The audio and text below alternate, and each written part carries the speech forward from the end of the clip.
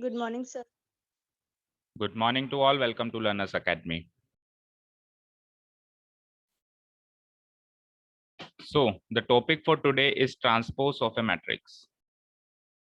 Make a heading, transpose of a matrix.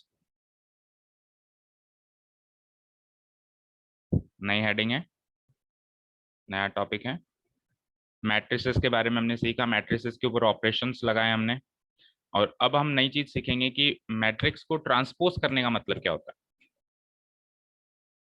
ये चीज हम सीखेंगे।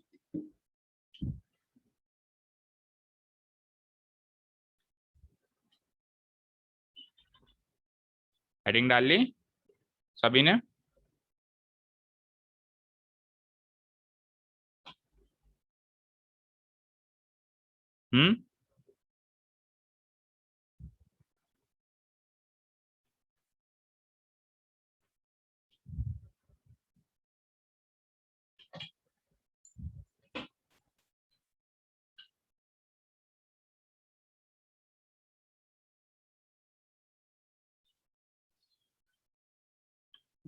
बोलो बच्चों, हेडिंग डाल ली सभी ने? आवाज आ रही है मेरी? Yes, sir. Yes, sir. So have you noted down the heading for today? Transpose of a matrix.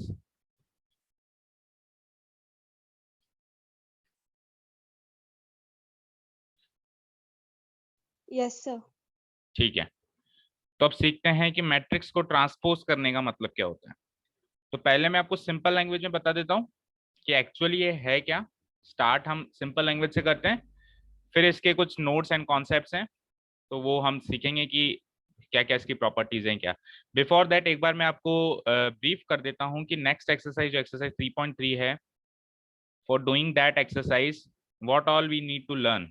कौन कौन से कॉन्सेप्ट्स हैं जो हमको लर्न करने हैं। पहला कॉन्सेप्ट है ये जो अभी हमने स्टार्ट किया, ट्रांसपोज ऑफ ए मैट्रिक्स। मतलब अब हमारे नेक्स्ट एक्सरसाइज से पहले क्या क्या चीजें हैं। Transpose of a matrix. Second topic will be transpose की प्रॉपर्टीज।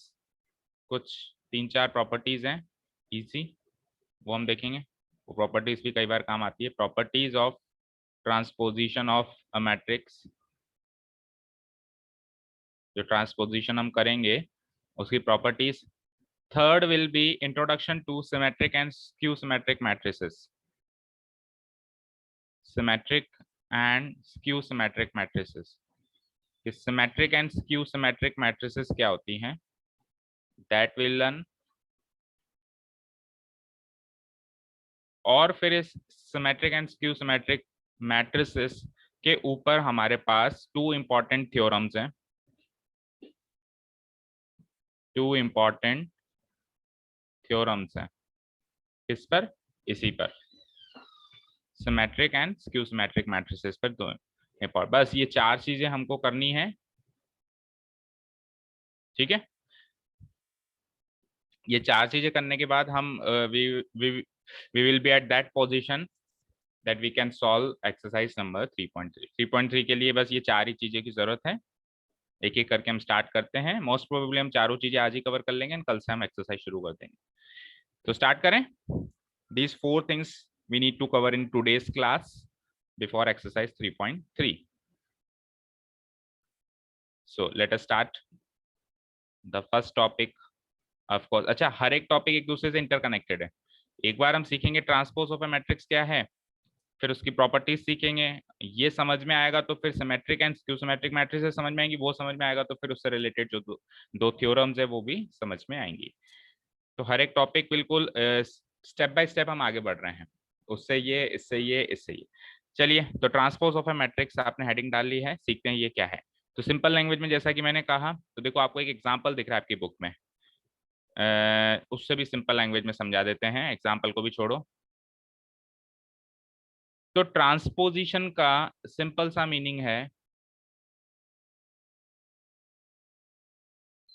ट्रांसपोजिशन का सिंपल सा मीनिंग है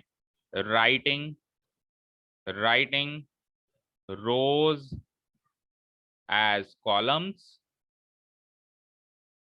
एंड कॉलम्स एज रोज। क्या समझे बताओ, किसी को कुछ समझ में आया? Reply. Writing Yes, sir. Rows as columns and columns as rows. बताओ क्या समझे, Yes, sir. बताओ क्या समझ आया। सर मतलब उसको घुमा देंगे। घुमा देंगे, बिल्कुल एग्जैक्टली द करेक्ट मीनिंग है, उसको घुमा देंगे, बिल्कुल सही कहा आपने। जितना देसी भाषा में और मतलब सिंपल जो हमारी डेली यूज वाली भाषा है ना, उसमें चीजों को याद रखो, that will be of the greatest benefit, वो जिंदगी भर याद रहता है। कॉन्सेप्ट तो अपनी जगह है, तो आपने बिल्कुल सही वर्ड बोला, घुमा देंगे। दैट मीन्स कि अगर हमारी मैट्रिक्स कुछ इस तरह की है 2/3, तो उसको घुमा के 3/2 बना दो। उसको घुमा के 2/3 की मैट्रिक्स है, इसको 3/2 बना दो, तो ये इसका ट्रांसपोजिशन हो जाएगा। ये दोनों एक दूसरे के ट्रांसपोज कहलाएंगे, ये इसका ट्रांसपोज, ये इसका ट्रांसपोज। तो रोज को कॉलम्स की तरह लिखना, फॉर एग्जाम्पल मेरे पास एक मैट्रिक्स है ए, 1 2 3 4 5 6, तो ये है रो 1, ये है रो 2। अब जब मैं इसका ट्रांसपोज करूंगा, अच्छा ट्रांसपोज करने के लिए जो जनरल नोटेशन होती है वो होती है उसी लेटर के ऊपर या तो छोटा सा टी लिख देते हैं या फिर डैश लिख देते हैं, ए टी या ए डैश, दैट मीन्स ए का ट्रांसपोज। तो ए का ट्रांसपोज क्या होगा, ये 2/3 की मैट्रिक्स है, इसको 3/2 की मैट्रिक्स बना दो, घुमा दो। और 3/2 की मैट्रिक्स में अब एंट्रीज कैसे लिखेंगे, जो रो 1 थी अब कॉलम 1 बनेगा, जो रो 1 थी वो अब कॉलम 1 बनेगा। 1 2 3 पहले मैं यूं लिख रहा था, नाउ आई विल राइट 1 2 3। जो 4 5 6 में यूं आड़ा लिख रहा था, अब ऐसे खड़ा लिखूंगा 4 5 6। तो ये वाली मैट्रिक्स इसका ट्रांसपोज हो गई और वो वाली इसका ट्रांसपोज हो गई। तो ये रो 1 रो 2 था, आज की तारीख में ये कॉलम 1 कॉलम 2 है। देखो ये कॉलम 1 कॉलम 2 कॉलम 3 था, आज की तारीख में ये रो 1 रो 2 रो 3 है। तो रोज को कॉलम्स के फॉर्म में लिखना एंड कॉलम्स को रो की फॉर्म में लिखना, that is the easiest meaning to understand about transposition of a matrix. समझ आया जितना समझाया अभी?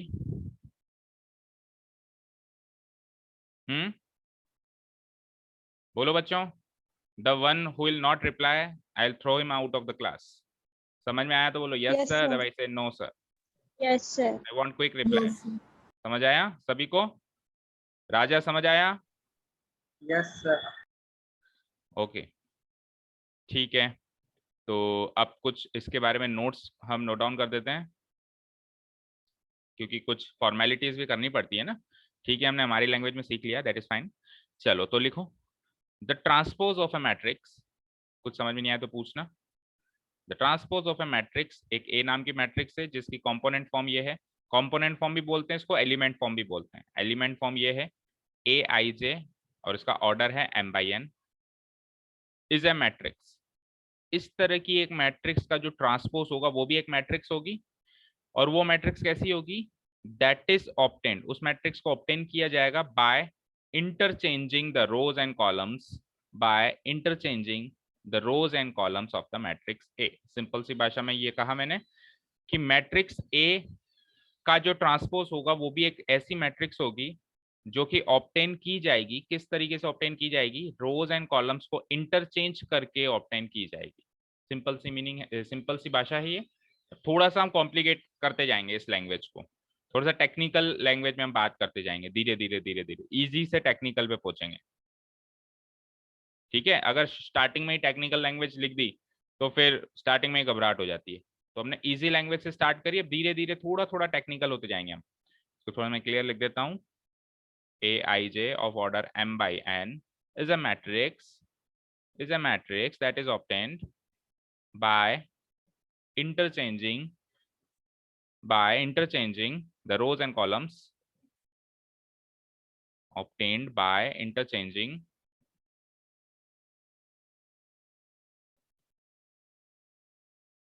is there any school class today?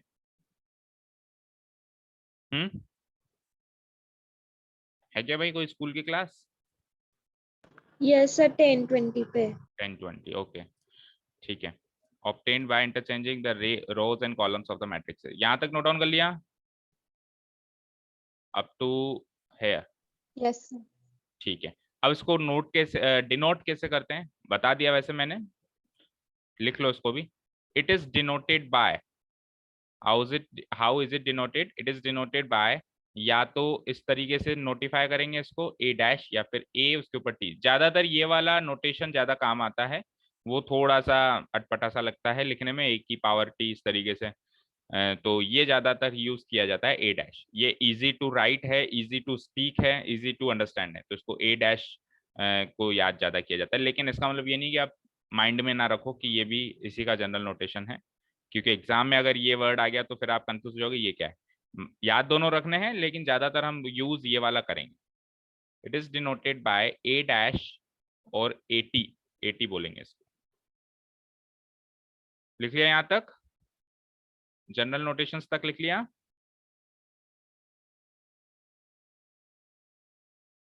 Yes sir. Next, अब सिंपल टर्म्स में बात करते हैं थोड़ा सा। सिंपल टर्म्स में वैसे मैं बता चुका हूं, अब लिखते हैं इन सिंपल टर्म्स, क्योंकि हम हर एक कॉन्सेप्ट को पहले टेक्निकल लिखते हैं, पहले हम इजी लैंग्वेज में कहते हैं, फिर टेक्निकल लिखते हैं, और फिर इजी लैंग्वेज में लिखते हैं। ये तीनों काम हम करते हैं। पहले तो इजी लैंग्वेज में इंट्रोडक्शन करते हैं, फिर थोड़ा टेक्निकल भाषा में लिख देते हैं, और फिर सिंपल टर्म्स में भी लिखते हैं, ताकि जब आप रिवाइज करो तो आपको दिक्कत ना आए। तो अगर सिंपल टर्म्स में बात करें, देखना क्या लिखा हुआ है। अगर ए एक मैट्रिक्स है जिसकी कंपोनेंट या एलिमेंट फॉर्म है A I J and order है m बाई n, तो ए डैश क्या आएगा? तो जो ए का ट्रांसपोज होगा वो क्या आएगा? उसकी कंपोनेंट फॉर्म आई जे से जे आई हो जाएगी, because rows is transformed into columns and columns is transformed into rows. और तो और ऑर्डर भी फ्लिप हो जाएगा, m by n will be transform to n by n। जैसे भी एक एग्जांपल दिया था, 2/3 was transformed into 3/2, राइट? है ना? Yes sir. 2/3 was transformed into 3/2।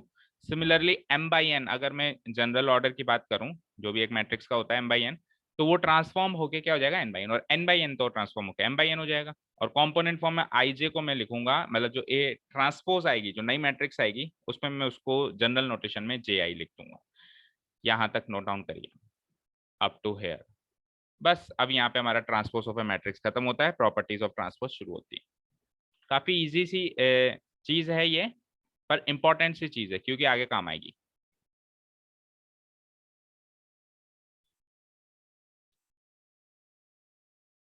देखो, मैट्रिक्स के कॉन्सेप्ट पढ़ने में जनरली लगता ही नहीं है कि हम पढ़ाई कर रहे हैं। लिटरली मैं मेरी बात बताऊं तो जब मैंने मैट्रिक्स पढ़ना स्टार्ट किया था, when I was a student, तो मुझे ऐसा लगता था जैसे कोई गेम चल रहा है, कोई स्पेशल टाइप का गेम निकाल दिया सीबीएसई एनसीईआरटी ने, और उस गेम्स को खिलाया जा रहा है। अब रूल्स ऐसे बदल दिए, अब इसके रूल्स ऐसे बदल दिए, कुछ नया टॉपिक लगता ही नहीं है। तो काफी इजी सा टॉपिक लगता है। आपको भी नहीं लग रहा होगा कि हम एक्चुअली पढ़ाई कर रहे हैं, ऐसा लगता है कि जैसे कोई इजी सा कोई गेम खेल रहे हैं। बोलो, काफी इजी टॉपिक है ना? बस जब इन कॉन्सेप्ट समझाया जाता है, मतलब क्लास में आपको अच्छी तरीके से प्रेजेंट रहना है, फिजिकली भी एंड मेंटली भी। नॉट ओनली फिजिकली भी, आप फिजिकली तो कैमरे के आगे बैठे हो, लेकिन मेंटली आपका दिमाग कहीं और चल रहा है, इस तरीके से नहीं। अगर आप फिजिकली मेंटली क्लास में प्रेजेंट हो अच्छी तरीके से, तो ये टॉपिक तो बहुत ही आसान है। हो गया यहाँ तक? Excuse me sir. बोलो बच्चों। सर जैसे एक मैट्रिक्स बनाई, जी अभी बनाई थी 3/2 की, ठीक है, बना देते और हैं। उसका ट्रांसपोज बना। ये लो बना ही देते हाँ हैं। ए 3/2 लाइक दिस, एक हाँ मतलब हाँ इस तरीके की मैट्रिक्स बनेगी। इसका ट्रांसपोज कर देते हैं उस लाइक दिस, 2/3 हो जाएगा ये। हाँ अब बताओ। Yes sir.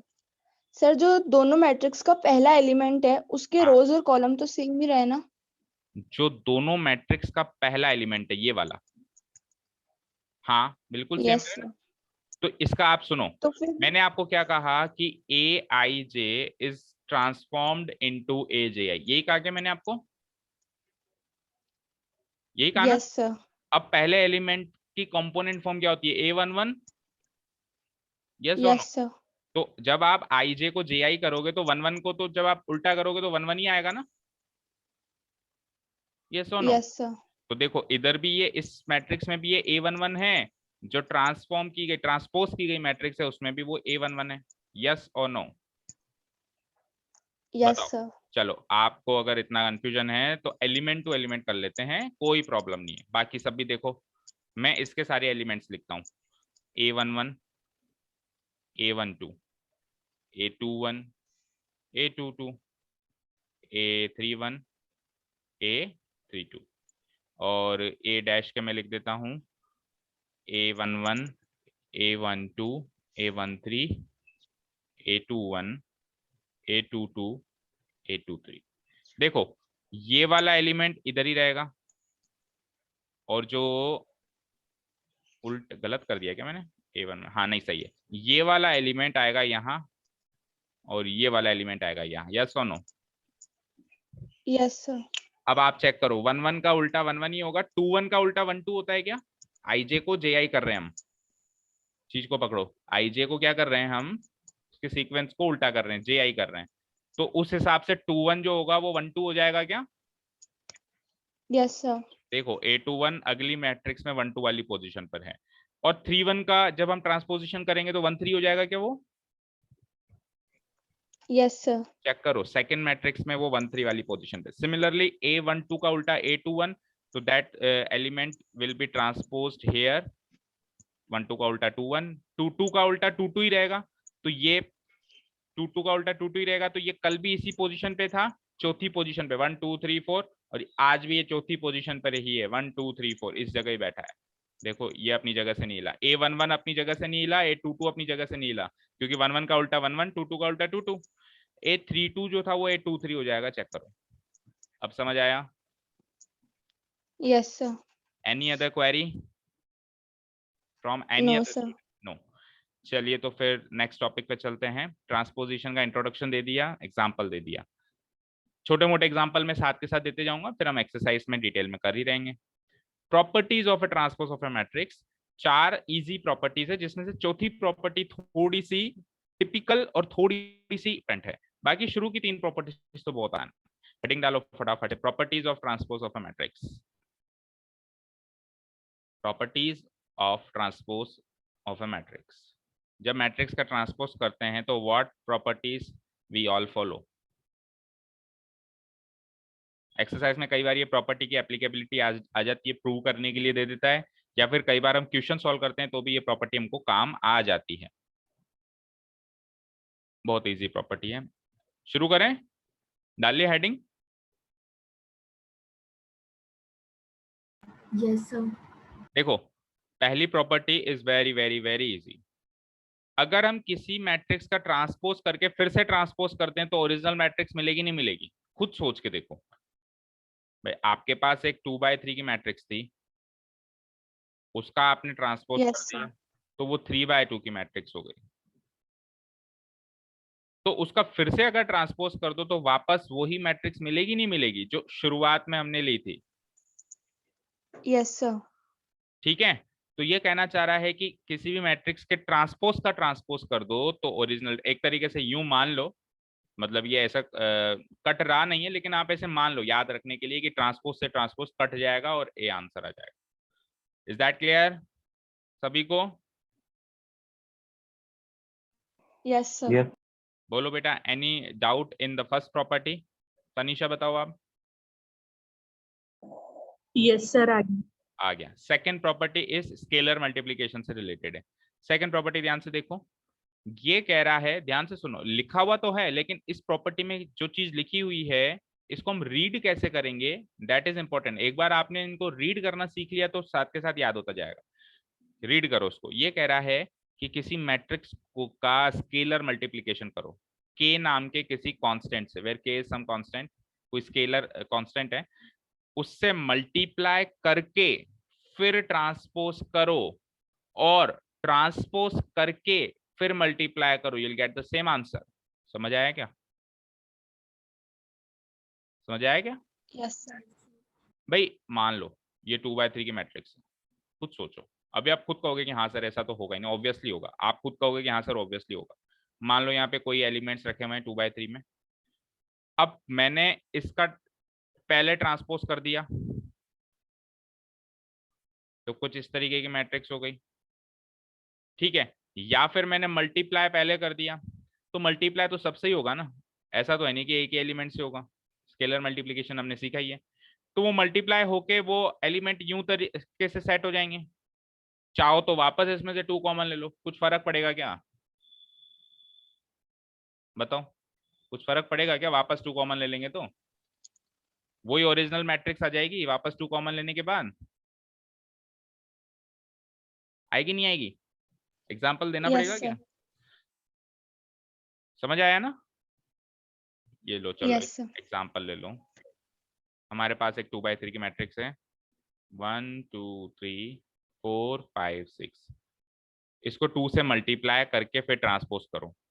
तो 2 से मल्टीप्लाई करने के बाद आ जाएगा 2 4 6 8 10 12। और अब इसका ट्रांसपोज करो। इसका ट्रांसपोज करेंगे तो कुछ इस तरीके की मैट्रिक्स आ जाएगी 2 8 4 10 6 12। तो वापस अगर मैं इसमें से मैं 2 कॉमन ले लूं तो वो का वही हो गया 1 4 2 5 3 6। तो चेक करो ये 2 कॉमन लेने के बाद ये इसी का तो ट्रांसपोज है। समझ आया? Yes yes sir. क्लियर है ना? तो ये कह रहा है कि स्केलर से मल्टीप्लाई करके ट्रांसपोज करो या ट्रांसपोज करके स्केलर से मल्टीप्लाई करो, you will get the same answer. Simple से इसको रीड करना सीखो भाई, जो प्रॉपर्टी उसको रीड कैसे करें, क्या समझा रहा है उसमें। चलते हैं थर्ड प्रॉपर्टी पे। Third property is where k is some constant, it should not be a variable or a function, it should be a constant number। देखो थर्ड प्रॉपर्टी है कि अगर दो मैट्रिसेस को जोड़ के ट्रांसपोज करो या ट्रांसपोज करके जोड़ो उसमें भी सेम आंसर मिलेगा आपको। अगर दो मैट्रिक्स को जोड़ना है और फिर जोड़कर टोटल का ट्रांसपोज करना है तो एक तरीके से ये ट्रांसपोज डिस्ट्रीब्यूट हो जाता है इसमें भी और इसमें भी। आप अलग अलग पहले ही ट्रांसपोज कर लो और फिर बाद में जोड़ लो, you get the same answer. पहले लिख लो फिर एक एग्जांपल ले लेते हैं इसका। राइट प्रॉपर्टी नंबर थर्ड अच्छे से, फिर हम इसका एक एग्जांपल ले लेते हैं।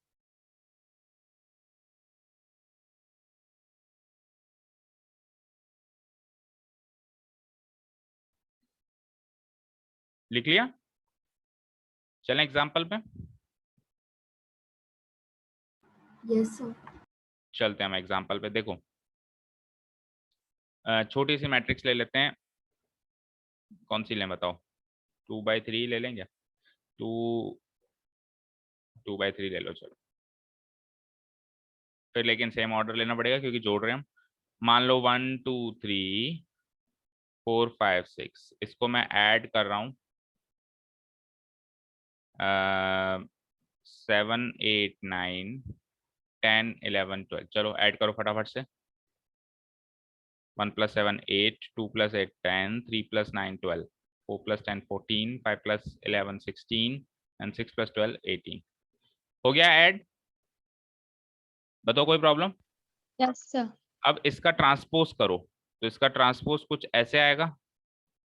ऐड करने के बाद ट्रांसपोज कुछ ऐसे ऐसे आएगा 8 14 10 16 एंड 12 18। कुछ ऐसा ही ट्रांसपोज दिखाई देगा जो 8 10 12 रो है वो यूं कॉलम में आ जाएगी 8 10 12 14 16 18 यूं आ जाएगा 14 16 18। राइट है ना? अब यस आप सर। खुद यस सोचो पहले इसका ट्रांसपोज कर देता तो क्या होता? पहले इसका ट्रांसपोज कर देता तो कुछ ऐसी मैट्रिक्स बनती 1 2 3 4 5 6 प्लस इसका ट्रांसपोज करो 7 8 9 10 11 12। और अब मैं अगर ऐड करता इन दोनों को तो क्या यही मैट्रिक्स नहीं मिलती क्या? चेक करो 1 + 7 8 4 + 10 14 2 + 8 10 5 + 11 16 3 + 9 12 एंड लास्टली 6 + 12 18। बोलो बच्चों।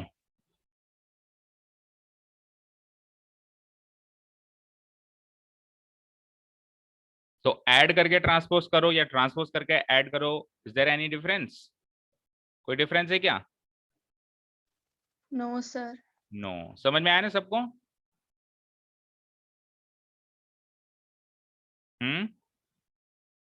Yes sir. समझ में आया? चलते हैं last property, fourth and the most important one and the most typical one out of this four. इन चारों में से सबसे टिपिकल, वैसे इतनी ज्यादा टिपिकल नहीं है लेकिन इन चारों में से कह सकते हैं थोड़ी सी टिपिकल।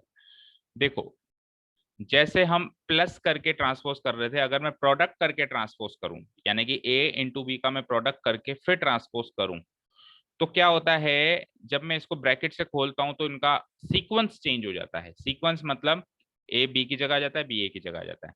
अगर आप जैसे इसको अलग अलग करना चाह रहे हो कि ए का ट्रांसपोज अलग करो, बी का ट्रांसपोज अलग करो, सिमिलरली अगर आप यहाँ पे अलग अलग करना चाह रहे हो, ए का ट्रांसपोज अलग करो, बी का ट्रांसपोज अलग करो, तो जैसे यहाँ पे आप एडिशन का एडिशन कर रहे हो तो यहाँ पे भी प्रोडक्ट का प्रोडक्ट होगा, लेकिन पहले आपको बी डैश रखना पड़ेगा, बाद में आपको ए डैश रखना पड़ेगा, तब ही ये दोनों वैल्यू इक्वल आएगी, तब ही ये दोनों मैट्रिसेस इक्वल आएंगी।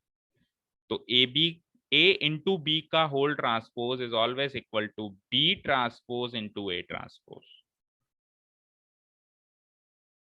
लिख लो एक बार, फिर एक छोटा मोटा एग्जांपल इसका भी देख लेते हैं।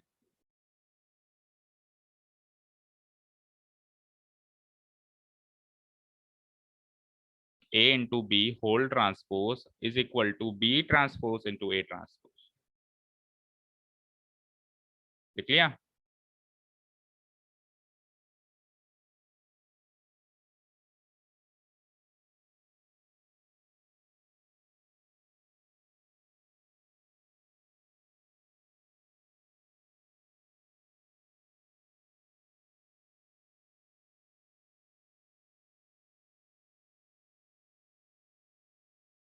बोलो बच्चों, लिख लिया?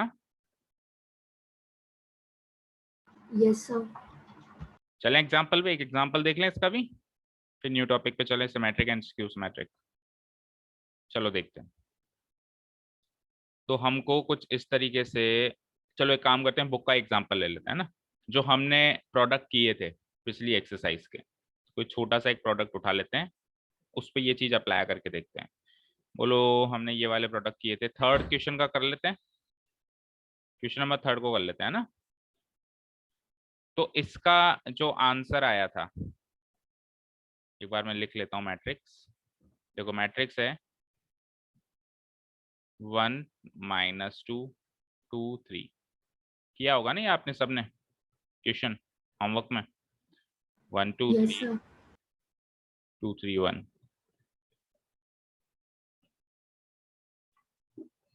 ठीक है तनिषा, आपने होमवर्क भेजा था, तो आपने जितने भी प्रोडक्ट्स हैं उसको गाइडिंग मैट्रिक्स से किया है, दैट इज वेरी गुड। लेकिन आगे मत करना, because it carries a lot of space and it wastage a lot of time, क्योंकि ऐसा कोई तरीका आपकी बुक में नहीं है।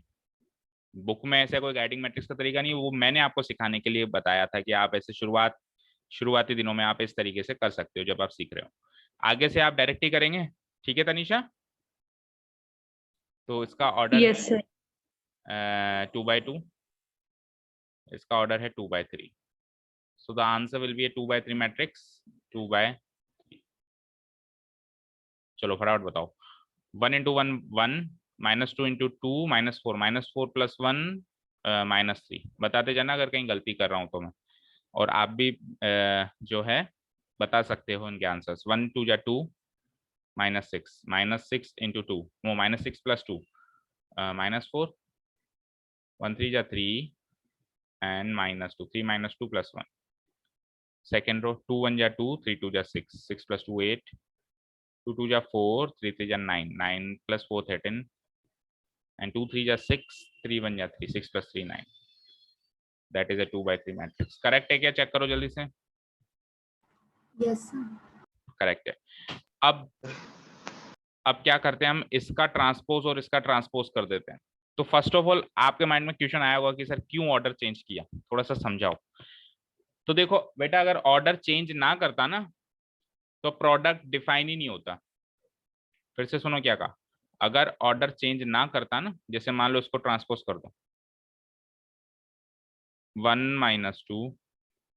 ऑर्डर चेंज करने का मतलब, सॉरी ऑर्डर, ये वाला ऑर्डर की बात नहीं कर रहा हूँ। देखो यहाँ पे दो तरह के ऑर्डर हैं, आप कंफ्यूज मत हो जाना। ऑर्डर ऑफ ए मैट्रिक्स अलग चीज है, और ऑर्डर, एक ऑर्डर ये होता है कि इस मैट्रिक्स को यहाँ लिखें, इस मैट्रिक्स को यहाँ लिखें और फिर उल्टा फुल्टा लिख लें, वो ऑर्डर, मतलब उसको सीक्वेंस कह सकते हैं अपन, लेकिन जल्दीबाजी में मुंह से वो ऑर्डर निकल जाता है। अगर उसका सीक्वेंस चेंज ना करता मैं, भाई ए बी का होल डैश इक्वल टू, अगर मैं पहले बी डैश और बाद में ए डैश ना लिखता, अगर मैं गलती से पहले ए डैश और बाद में बी डैश लिखता ना, पता है ये प्रोडक्ट डिफाइन ही नहीं होता। सॉल्व तो होना तो दूर की बात है, that product is not defined. अभी आप खुद देखोगे कैसे। सी इसका ट्रांसपोज कर दिया, इसका ट्रांसपोज मान लेते हैं 2/2 ही बना, लेकिन इसका ट्रांसपोज कुछ ऐसा बनेगा 3/2, 1 2 3 2 3 1 बिकम्स ए 3/2 मैट्रिक्स। चेक करो 2 से 3 मैच ही नहीं हो रहा है, क्या ये प्रोडक्ट डिफाइंड है क्या?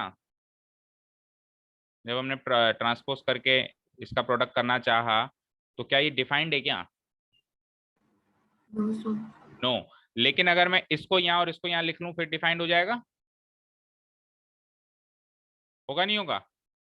अगर मैं इस मैट्रिक्स को पहले लिख दूं और इस मैट्रिक्स को बाद में लिख दूं तो क्या फिर ये डिफाइंड हो जाएगा क्या? चेक करो 1 2 3 2 3 1, इसको यहाँ लिख लिया 3/2 और उसको आगे लिख दिया 1 2 -2 3 2/2। आप चेक करो 2 से 2 मैच कर गया?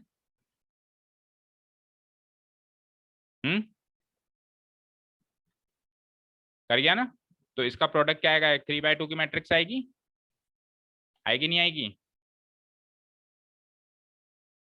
एक 3/2 की मैट्रिक्स आएगी, इसका जो प्रोडक्ट होगा दिस इनटू दिस। बोलो बच्चों। Yes sir.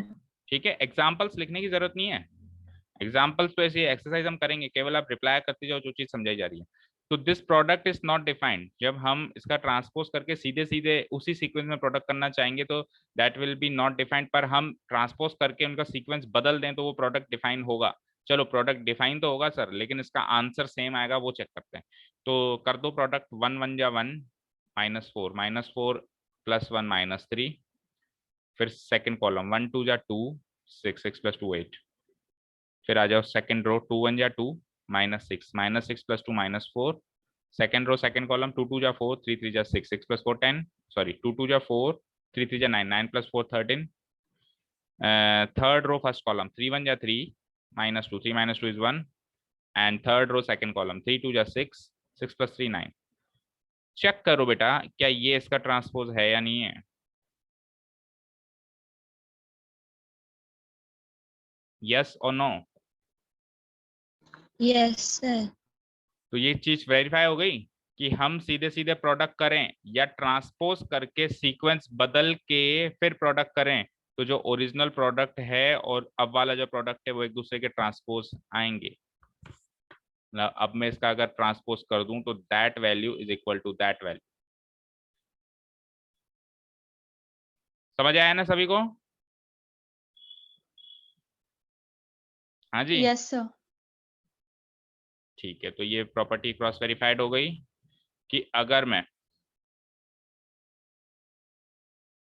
मैं दो मैट्रिसेस का प्रोडक्ट करके फिर ट्रांसपोज करूं या अलग अलग ट्रांसपोज करके प्रोडक्ट करना चाहूं तो अलग अलग ट्रांसपोज करके प्रोडक्ट कर सकते हो, लेकिन सीक्वेंस बदल देना, पहले तो बाद वाली मैट्रिक्स लिख देना और बाद में पहले वाली मैट्रिक्स लिख देना फिर प्रोडक्ट कर देना, तो इनसे ये दोनों वैल्यू सेम आएंगे। So those were the properties of transpose of a matrix. तो अब पहले मुझे बताओ किसी भी बच्चे को ट्रांसपोज और उसकी प्रॉपर्टीज में कोई डाउट हो तो बोलो, क्योंकि तभी आगे का टॉपिक समझ आएगा, नहीं तो आगे का टॉपिक समझने का कोई सिग्निफिकेंस नहीं है। If there is any doubt, हाँ बोलो बच्चों।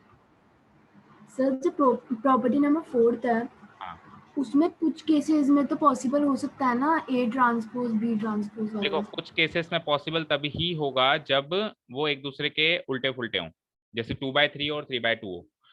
सुनो मेरी बात, प्रोडक्ट जो होता है वो कॉम्यूटेटिव नहीं होता है, A B is not equal to B A, लेकिन कुछ केसेस में हो जाता है ना, कुछ केसेस में Yes, तो हो ही sir. सकता है। तो that those are the exceptions. या फिर कुछ केस में ये प्रोडक्ट डिफाइन ही नहीं होता है और कुछ केसेस में डिफाइन हो जाता है। फॉर एग्जांपल अगर ए है 2/3 और बी है इसी का उल्टा 3/2, तो फिर ए इंटू बी भी डिफाइंड है और बी इंटू ए भी डिफाइंड है। चेक करो, अगर ऑर्डर एक दूसरे का उल्टा फुल्टा हो तो ए इंटू बी भी डिफाइंड है, बी इंटू ए भी डिफाइंड है, लेकिन फिर भी गारंटी नहीं है कि इससे जो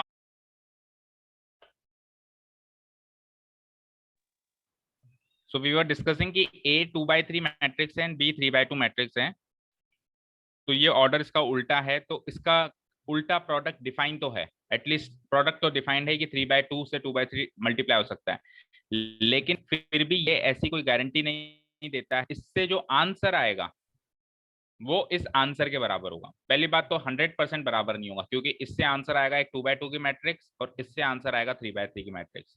अच्छा, अब ऑर्डर भी सेम कब आ जाएगा? जब दोनों का ऑर्डर एग्जैक्टली सेम हो और दोनों के दोनों स्क्वायर मैट्रिसेस हो। कैसे? जैसे कि ए बी 2/2 हो और बी भी 2/2 हो। तो अब डेफिनेशन में भी ये 2/2 से ए 2/2 डिफाइन हो जाएगा और आंसर इसका भी 2/2 आएगा और आंसर इसका भी 2/2 आएगा। लेकिन बेटा अभी भी गारंटी नहीं है कि इसका आंसर इसका आंसर, ये ऑर्डर मैच हुआ है केवल, अभी भी गारंटी ये नहीं है कि मैट्रिक्स सेम आएगी। समझ रहे हो? तो अब कभी कभार अगर सेम आ जाती है तो दैट इज एन एक्सेप्शन। तो सिमिलरली वो एक्सेप्शंस तो यहाँ पर भी रहेंगे कि आपने इसको बी डैश ए डैश बी डैश ही आंसर आ जाए, भाई ए बी का होल डैश जो है ए डैश इंटू बी डैश आ जाए, तो दैट आर द एक्सेप्शंस। ठीक है ना? क्लियर है बेटा? आप ए और बी को इक्वल मान लो फिर तो ए डैश इंटू बी डैश हो जाएगा ना। ये होगा नहीं होगा? ए क्यूब के केस में भी तो हमने देखा था कि ए स्क्वायर इंटू ए और ए इंटू ए स्क्वायर सेम आया था ना? समझ गए बेटा? Yes sir. और सर अगर हाँ बी ए का whole dash is equals to हो तो उसकी में बी डैश ए डैश की जगह ए डैश बी डैश आएगा ना? ऑब्वियसली, वो तो बोलने की जरूरत ही नहीं है ना। कुल मिला के अपनी जगह खिसका लें। अगर बी ए का होल डैश है तो प्रॉपर्टी के हिसाब से वो ए डैश इंटू बी डैश होगा, बिल्कुल होगा। ठीक है? Yes sir. जो भी होंगे लोग यहाँ पे बैठे होंगे, दो लोग, वो अपनी पोजीशन एक्सचेंज कर लेंगे, बस इतनी सी बात याद रखना। ठीक है? तनिषा इंटू कनिष्का का whole dash will be equal to Kanishka dash into Tanisha dash. ठीक है? इससे इजी लैंग्वेज में मैं नहीं समझा सकता। समझ गए तनिषा? Yes sir. चलो आगे बढ़ते हैं। Symmetric and skew symmetric matrices. अब ये क्या नई बला है, पढ़ते हैं। बहुत इजी सी बला है ये। पहले सिंपल सी लैंग्वेज में मैं बात कर लेता हूं, उसके बाद फिर हम लिखते हैं। देखो बेटा,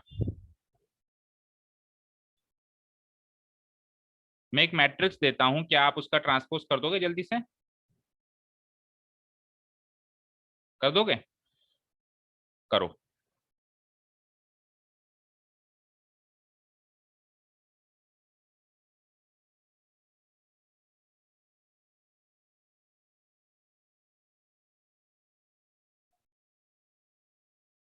करना जरा ट्रांसपोज। सर यही आएगा। 1 2 1 2 2 1 2 1। चेक करो क्या ये दोनों matrices same exactly the same है या नहीं है। Yes sir. सो अगर किसी मैट्रिक्स का ट्रांसपोज करने के बाद वो मैट्रिक्स एग्जैक्टली वैसी ही दिखाई दे जैसी पहली दिखाई दे रही है, एलिमेंट वाइज हर एक एलिमेंट एग्जैक्टली उसी पोजीशन पे बैठा है जहां पहले बैठा था, तो उस मैट्रिक्स को कहा जाता है कि भैया आप सिमेट्रिक मैट्रिक्स हो। समझे क्या? इस ए मैट्रिक्स को क्या कहा जाएगा कि a matrix is a symmetric matrix, क्योंकि इसका ट्रांसपोज करने के बाद मैट्रिक्स की शक्ल सूरत कुछ भी ना बदली, सेम वैसी की वैसी मैट्रिक्स आ गई। समझ गए? समझ गए क्या बच्चों? Yes sir. अब आप एनालाइज करो कि क्या ये जो चीज हुई, क्या ये चीज नॉन स्क्वायर मैट्रिसेस में हो सकती है क्या? अब ये स्क्वायर मैट्रिक्स थी 2/2 2/2, लेकिन ये क्या चीज जो अभी मैंने करके दिखाई, किसी भी केस में ये नॉन स्क्वायर मैट्रिक्स में हो सकती है क्या? फॉर एग्जांपल अगर ए जो है 2/3 होता तो यहाँ पे एलिमेंट्स कुछ भी रखे हुए होते हैं, एक्स वाई जेड जो आपके मन में आ रहा है कोई भी एलिमेंट्स रख लो, लेकिन क्या in any case A transpose इस ए के बराबर हो सकता है क्या? अरे कुछ भी हो जाए, ए ट्रांसपोज तो 3/2 बनेगा और 3/2 कभी भी 2/3 के बराबर हो सकता है क्या? क्योंकि equality of no matrix sir. में पहले तो ऑर्डर मैच किया जाता है ना। सबसे पहली चीज क्या मैच किया जाता है? ऑर्डर, फिर एलिमेंट्स मैच किए जाते हैं। तो ये चीज आपको समझ में आ गई होगी कि symmetric matrices are always square matrix, yes और नो? ये चीज केवल और केवल स्क्वायर मैट्रिक्स में ही पॉसिबल है कि सिमेट्रिसिटी अप्लाई हो जाए। नॉन स्क्वायर मैट्रिसेस में कभी भी सिमेट्रिसिटी अप्लाई ही नहीं हो सकती। समझे क्या? बोलो बोलो बच्चों, समझ गए? Yes sir. ठीक है। अच्छा, अब सिमेट्रिक समझा दिया है तो चलो स्क्यू सिमेट्रिक भी समझा ही देते हैं सिंपल लैंग्वेज में, फिर दोनों को एक साथ नोट डाउन कर लेंगे ताकि दोनों का आपको एक ग्लिम्स मिल जाए कि एक्चुअली ये चीज है क्या। अब मैं एक मैट्रिक्स बनाऊंगा और उसका आपको कहूंगा कि बेटा इसका आप क्या कर दो, ट्रांसपोज कर दो। इसका ट्रांसपोज करना जरा। तो इसका ट्रांसपोज कुछ ऐसा करेंगे आप, 0 2 यहाँ लिखेंगे, -2 0 यहाँ लिखेंगे, राइट? ऐसे ही करेंगे। Yes sir. अगर इसके ट्रांसपोज में से मैं माइनस को कॉमन ले लूं तो क्या मैट्रिक्स बन रही है? ध्यान से देखो, 0 2 -2 0, यही बनेगी क्या अगर माइनस को कॉमन ले लूं? यस और no? Yes, yes sir. Sir. ध्यान से देखो यस बच्चों, ध्यान से देखो बच्चों, this is the same matrix. तो क्या मैं इसको -a लिख सकता हूं? यस और नो? क्या मैं इस चीज को माइनस ऑफ ए मैट्रिक्स लिख सकता हूं, नेगेटिव ऑफ ए मैट्रिक्स? हाँ सर। लिख सकते हैं। दैट इज कि ए का ट्रांसपोज करते ही एक ऐसी मैट्रिक्स आई जो ए के नेगेटिव के बराबर है। In that case we call कि A is a skew symmetric matrix. A is a skew symmetric matrix.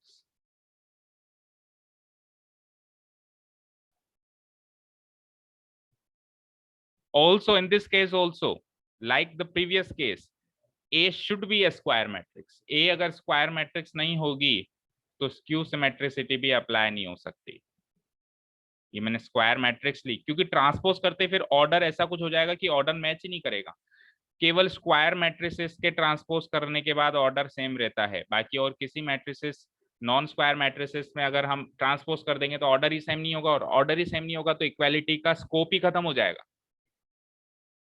इसीलिए स्क्यू सिमेट्रिक हो या सिमेट्रिक हो, इससे पहले वाली, सबसे पहले वो मैट्रिक्स एक स्क्वायर मैट्रिक्स होनी चाहिए, बाद में है सारी बातें। तो सिंपल सी भाषा में बात करूं तो अगर ए डैश पॉजिटिव ए के बराबर हो तो ए सिमेट्रिक है। इस केस में ये ए क्या है? सिमेट्रिक है। और अगर A dash negative of A के बराबर हो तो ये स्क्यू सिमेट्रिक है। That's it. इतना समझ लिए, सब समझ लिए। सारी कहानी का सार ये है कि अगर ए डैश पॉजिटिव ए के बराबर है then A is a symmetric matrix, और अगर A dash negative of A के बराबर है then A is a skew symmetric matrix. समझ गए बच्चों?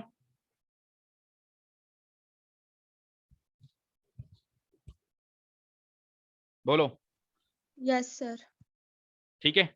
अब आप सोचोगे कि सर आपने इतनी जल्दी कैसे ऐसी मैट्रिक्स लिख ली जिसका नेगेटिव ट्रांसपोज करते वो नेगेटिव के बराबर आ रहा है, तो ये आप भी लिख पाएंगे? भाई ऐसे कैसे मेरे माइंड में इतनी जल्दी ऐसा है, कोई एग्जांपल आ गया सिमेट्रिक के केस में भी, स्क्यू सिमेट्रिक के। तो अभी बहुत सारी चीज मैं आपको बताने वाला हूँ, आप खुद अभी देखना, पता नहीं कितने एग्जांपल्स आप खुद बना लोगे। ठीक है ना? अभी तो आपने स्टार्ट किया है, खत्म करते करते आप खुद एग्जांपल्स बहुत सारे बना पाओगे किसी भी सिमेट्रिक मैट्रिक्स के, किसी भी स्क्यू सिमेट्रिक मैट्रिक्स के।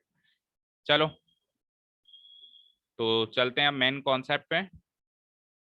For the sake of making notes, write down these notes. सबसे पहले तो मैंने ये लिखा है कि symmetric and skew symmetric matrices जो हैं एप्लीकेबल कब होती हैं। तो देखो क्या लिखा है, दीज प्रॉपर्टीज, ये सिमेट्रिसिटी वाली प्रॉपर्टी, ये भी एक प्रॉपर्टी मान लो एक तरीके से, और ये स्क्यू सिमेट्रिसिटी वाली property are applicable only on square matrices. सबसे पहली बात आगे की बाद में करेंगे, सबसे पहले तो स्क्वायर मैट्रिसेस होनी चाहिए अगर आपको सिमेट्रिसिटी एंड स्क्यू सिमेट्रिसिटी वाली प्रॉपर्टी को अप्लाई करना है। तो लिख लो कि they are applicable only on square matrices.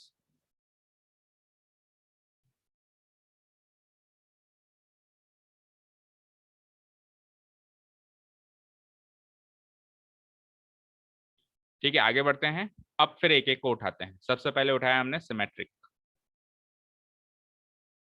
Heading डालो, तो टेक्निकली हम डिफाइन कर देते हैं। Symmetric matrices, a square matrix A जिसकी कंपोनेंट फॉर्म जो हम हमेशा लिखते हैं ए आई जे, ऑर्डर लिखते हैं m/n, is said to be symmetric. उसको सिमेट्रिक कब कहेंगे? अगर if it is equal to its transpose, अगर वो अपने ही ट्रांसपोज के बराबर हो, दैट इज ए और ए डैश इक्वल हो जाए। यानी कि ए आई जे जिसका ऑर्डर m/n है और ए जे आई जिसका ऑर्डर n/m है, ये दोनों चीजें बराबर हो जाएं, तब हम कह देंगे कि वो क्या है, सिमेट्रिक मैट्रिसेस हैं फॉर ऑल आई जे, जितनी भी आई जे हैं सबके लिए। और एक चीज और कि यहाँ पे क्या है, ऑर्डर जो है m और n इक्वल होने चाहिए। m और n इक्वल होने चाहिए, दैट मीन्स m/n n/m एक स्क्वायर मैट्रिक्स का फॉर्मेट होना चाहिए। तो लिखो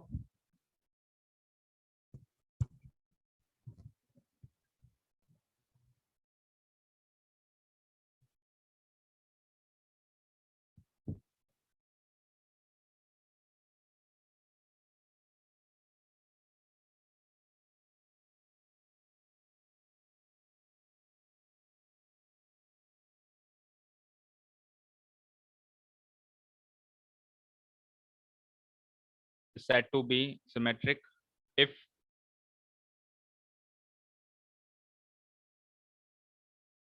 it is equal to its transpose। ये तो सिंपल सी भाषा में लिख दिया हमने। अब मैथमेटिकली इसको कैसे लिखेंगे, दैट इज, थोड़ा क्लियर लिख देता हूं मैं।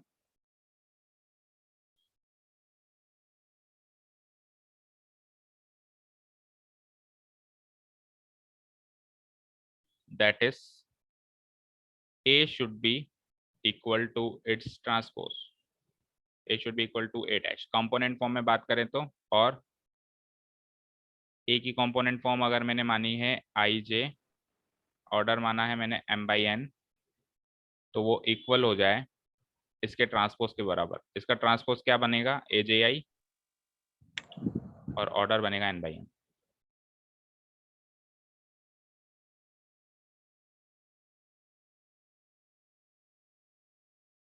ठीक है, फॉर ऑल आई जे,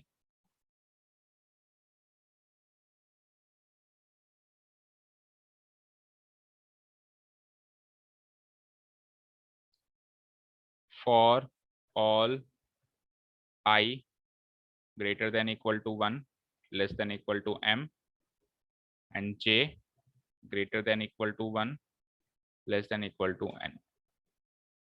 भाई ये चीज जो है ना सारे कंपोनेंट्स के लिए अप्लाई होनी चाहिए, केवल पहले या दूसरे या तीसरे कंपोनेंट के लिए नहीं, हर एक कंपोनेंट के लिए अप्लाई होनी चाहिए मैट्रिक्स की।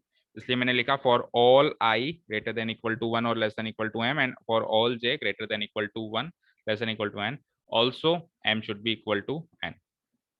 ठीक है, यहाँ लिख देता हूँ आगे, ऑल्सो m और n इक्वल होंगे। क्यों? क्योंकि स्क्वायर मैट्रिक्स है।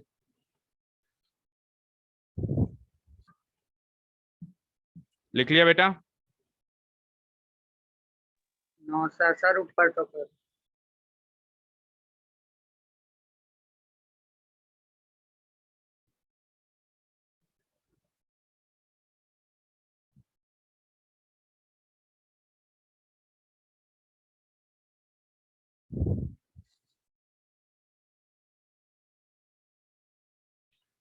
चले नेक्स्ट पे, स्क्यू सिमेट्रिक मैट्रिसेस। अब इसी लैंग्वेज में हम चाहें तो खुद ही हमारे नोट्स बना सकते हैं। उधर हमने लिखा if it is equal to its transpose, तो इधर क्या लिखेंगे, if its negative is equal to its transpose. अगर वो खुद अपने ट्रांसपोज के इक्वल है देन इट इज सिमेट्रिक, और उसका नेगेटिव उसके ट्रांसपोज के इक्वल है then it is skew symmetric.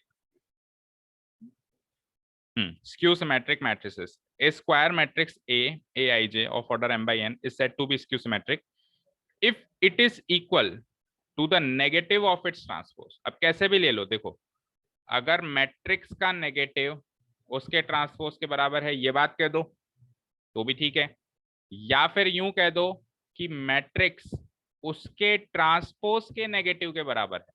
भाई ये नेगेटिव साइन उठ के उधर भी तो जा सकता है कि कोई भी मैट्रिक्स अपने ट्रांसपोज के नेगेटिव के बराबर है, ये बात कह दो, या फिर मैट्रिक्स का नेगेटिव उसके ट्रांसपोज के बराबर है, ये बात कहते हैं। समझ में आया ना बेटा दोनों चीजें? तो यहाँ पे पहली लाइन तो यही लिखी हुई है कि अगर वो अपने ट्रांसपोज के नेगेटिव के बराबर है, और फिर दूसरी लाइन इन अदर वर्ड्स में ये लिखा हुआ है कि उसका ट्रांसपोज उसके नेगेटिव के बराबर हो। बस वो नेगेटिव साइन को एलएचएस से आरएचएस में शिफ्ट करेंगे तो वो वाली लाइन लिखने में आ जाएगी।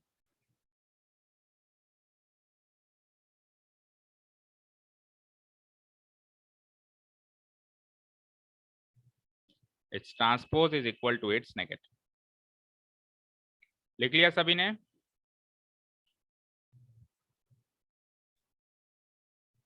No sir. लिखो बेटा, थोड़ा स्पीडली लिखो।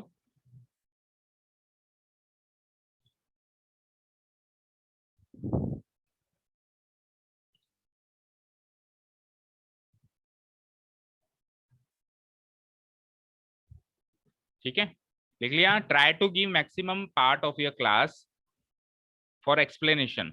जितना टाइम ज्यादा आप मुझे एक्सप्लेनेशन के लिए दोगे उतनी ज्यादा चीजें मैं बता पाऊंगा, और जितना कम टाइम मुझे मिलेगा तो फिर हो सकता है कई बार क्या टाइम कम होता है ना, तो कुछ चीजें मिस आउट हो जाती हैं, जल्दीबाजी रहती है। चलो भाई नेक्स्ट क्लास का टाइम हो गया, अभी आपके पास अगली क्लास है, तो आप एटलीस्ट जो ये राइटिंग का काम होता है थोड़ा स्पीडली किया करें, ताकि मैक्सिमम टाइम एक्सप्लेन करने में बता सकें। और उससे ये बेनिफिट भी होगा कि आपकी राइटिंग स्पीड भी बढ़ जाएगी, जो आपको बहुत जरूरी है फाइनल बोर्ड एग्जाम्स में।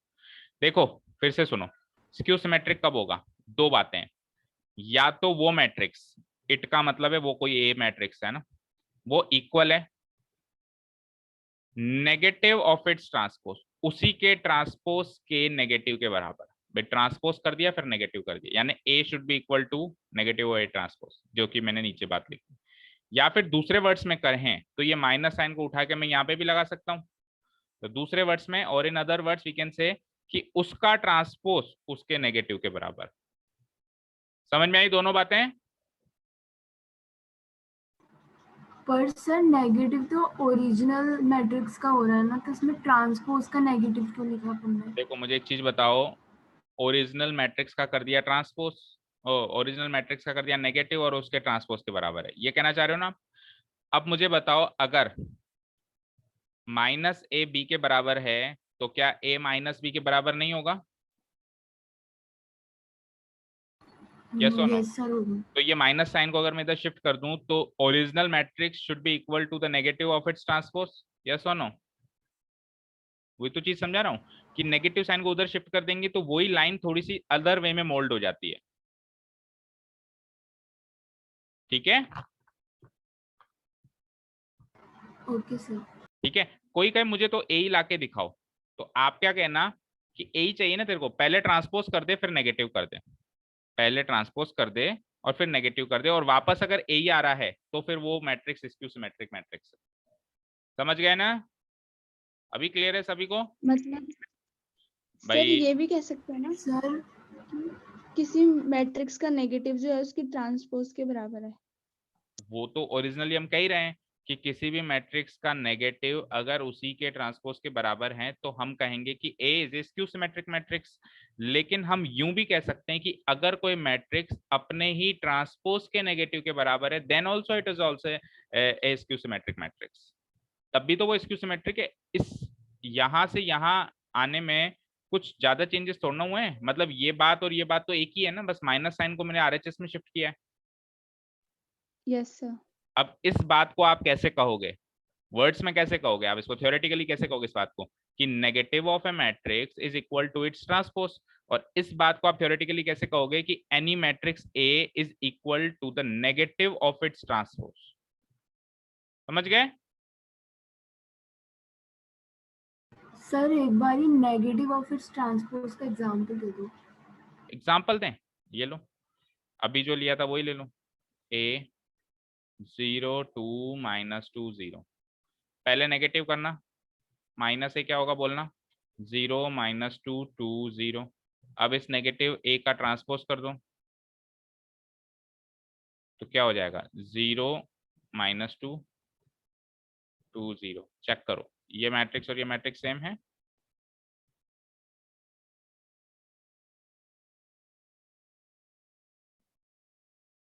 है या नहीं है? नेगेटिव किया, नेगेटिव करके ट्रांसपोज किया, तो अगर वो सेम है तो मैं कह सकता हूं कि A is a skew symmetric. मतलब हमेशा सेम हो ऐसा नहीं होता है, अगर वो सेम है, इफ इट इज सेम, तब मैं कह सकता हूं कि वो स्क्यू सिमेट्रिक मैट्रिक्स, या यूं कह सकता हूं कि स्क्यू सिमेट्रिक मैट्रिक्स में वो सेम आएगी। अभी क्लियर है? सर अभी हमने ना इसको पहले ना हम्म, ट्रांसपोज कर दिया, उसके बाद उस पे नेगेटिव लगाया, इसलिए हमारे गलत आ रहा था। मतलब ये भी देख सकते हैं ना कि स्टेप बाय स्टेप ही करना चाहिए। बेटा कैसे भी कर लो। मतलब गलत ये लो ये लो ये लो, ए आपने कुछ गलती करी होगी, बाकी आएगा वही। पहले ट्रांसपोज कर लो, ये लो, पहले ट्रांसपोज करोगे 0 2 -2 0। अब नेगेटिव कर लो, minus of A dash 0 2 -2 0। Check करो पहले तो, यहाँ से यहाँ चेक करो, ये सेम मैट्रिक्स आ रही है, फिर यहाँ से यहाँ चेक करो सेम मैट्रिक्स आ रही है। चाहे से पहले नेगेटिव करके फिर ट्रांसपोज कर लो, चाहे से पहले ट्रांसपोज करके नेगेटिव कर लो, अगर ओरिजिनल मैट्रिक्स मिल जाती है then we can say that A is a skew symmetric matrix. Sir लेकिन नेगेटिव का जो ट्रांसपोज है वो तो हाँ, 0 के नीचे 2 आएगा ना पॉजिटिव। नेगेटिव का जो ट्रांसपोज है बेटा, ये राइट नेगेटिव, हैंड साइड में लास्ट ही लास्ट। इसका ट्रांस, यस सर। देखो एक मिनट सुनो, ये ओरिजिनल मैट्रिक्स है, इसका ट्रांसपोज कर दिया तो 0 2 यूं 0 2 हो गया, -2 0 यूं -2 0 हो गया। Any doubt? भाई 0 2 यूं नो जा रहा सर। था रो वाइज, तो अब ये कॉलम वाइज चला गया, और अब इसी का नेगेटिव किया तो 0 का नेगेटिव 0, -2 का नेगेटिव 2, 2 का नेगेटिव -2 एंड 0 का negative 0। Is there any doubt? Yes no sir. अब चेक करो ओरिजिनल मैट्रिक्स से मैच कर रही है ये चीज। Yes sir. और बेटा आप इतना क्यों कंफ्यूज हो रहे हो? हमने प्रॉपर्टी नहीं पढ़ी क्या कि पहले स्केलर से मल्टीप्लाई करके ट्रांसपोज करो या ट्रांसपोज करके स्केलर से मल्टीप्लाई करो, एक ही बात है। तो अभी जो ये नेगेटिव लगा रहे हो, तो ये नेगेटिव का मतलब यही तो है कि -1 से आप मल्टीप्लाई कर रहे हो, ये k की वैल्यू -1 मान लो। अब आप चाहे से नेगेटिव करके ट्रांसपोज करो या ट्रांसपोज करके फिर -1 से मल्टीप्लाई करो, सेम आएगा ना। अभी भी तो सीखिए प्रॉपर्टी, समझ गए? Yes sir. अभी क्लियर है सभी को, या अभी भी कोई डाउट है? No sir. ठीक है, चलो तो प्रोसीड करते हैं हमारे इंपॉर्टेंट 2 थ्योरम्स के बारे में। इज इक्वल टू इट्स, देखो यहां पे आप ऐसे भी लिख सकते हो, सुनो,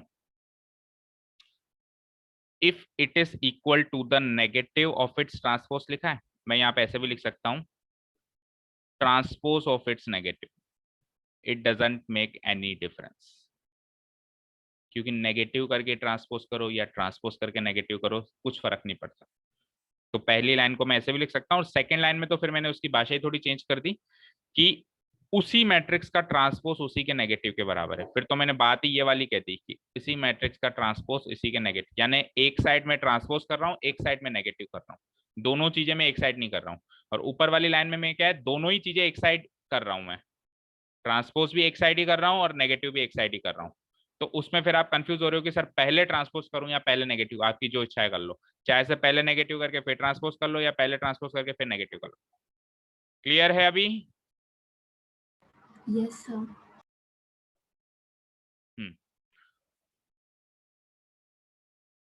तो -a, थोड़ा क्लियर कर देते हैं इसको।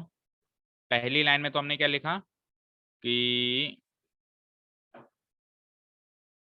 पहली लाइन में हमने लिखा कि it is equal to the negative of its transpose, it is equal, a is equal to the negative of its transpose. और सेकंड लाइन में हमने क्या लिखा, इट्स ट्रांसपोज, इसका transpose is equal to its negative, its negative. अभी ठीक है? जो दो लाइंस मैंने लिखी उसी को फिर मैंने नीचे पहले थ्योरेटिकली लिखी, फिर प्रैक्टिकल मैथमेटिकली उसको लिख दिया। अभी ठीक है? आप सीक्वेंस में देख लेना, जो पहली लाइन लिखी है उसका मैथमेटिकल ट्रांसफॉर्मेशन ये होगा, और जो दूसरी लाइन लिखी है उसमें उसका transpose is equal to its negative, ये लिखा है। और यहां से यहां भी आ सकते हैं, यहां से यहां भी आ सकते हैं, कोई बड़ी बात नहीं है।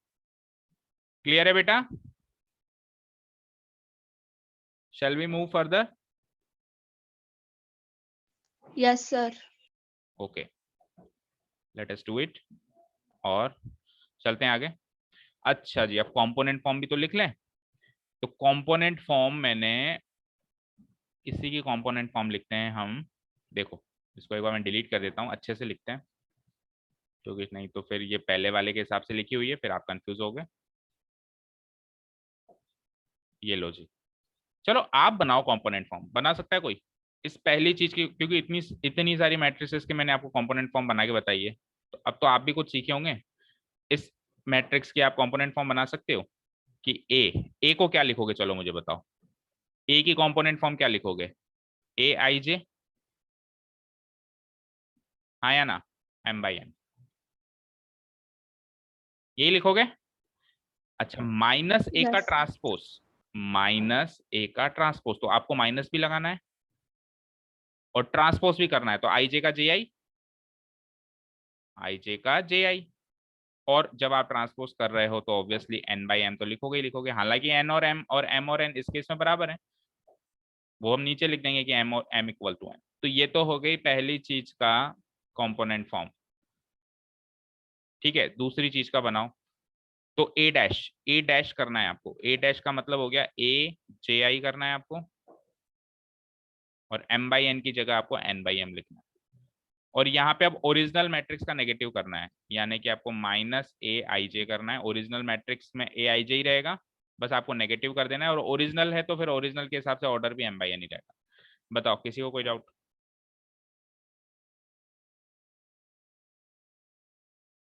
फॉर ऑल आई जे, वही वाली बात जो हमने ऊपर लिखी थी। For all I greater than equal to 1 less than equal to m and j greater than equal to 1 and less than equal to n, also यहाँ पे m should be equal to n।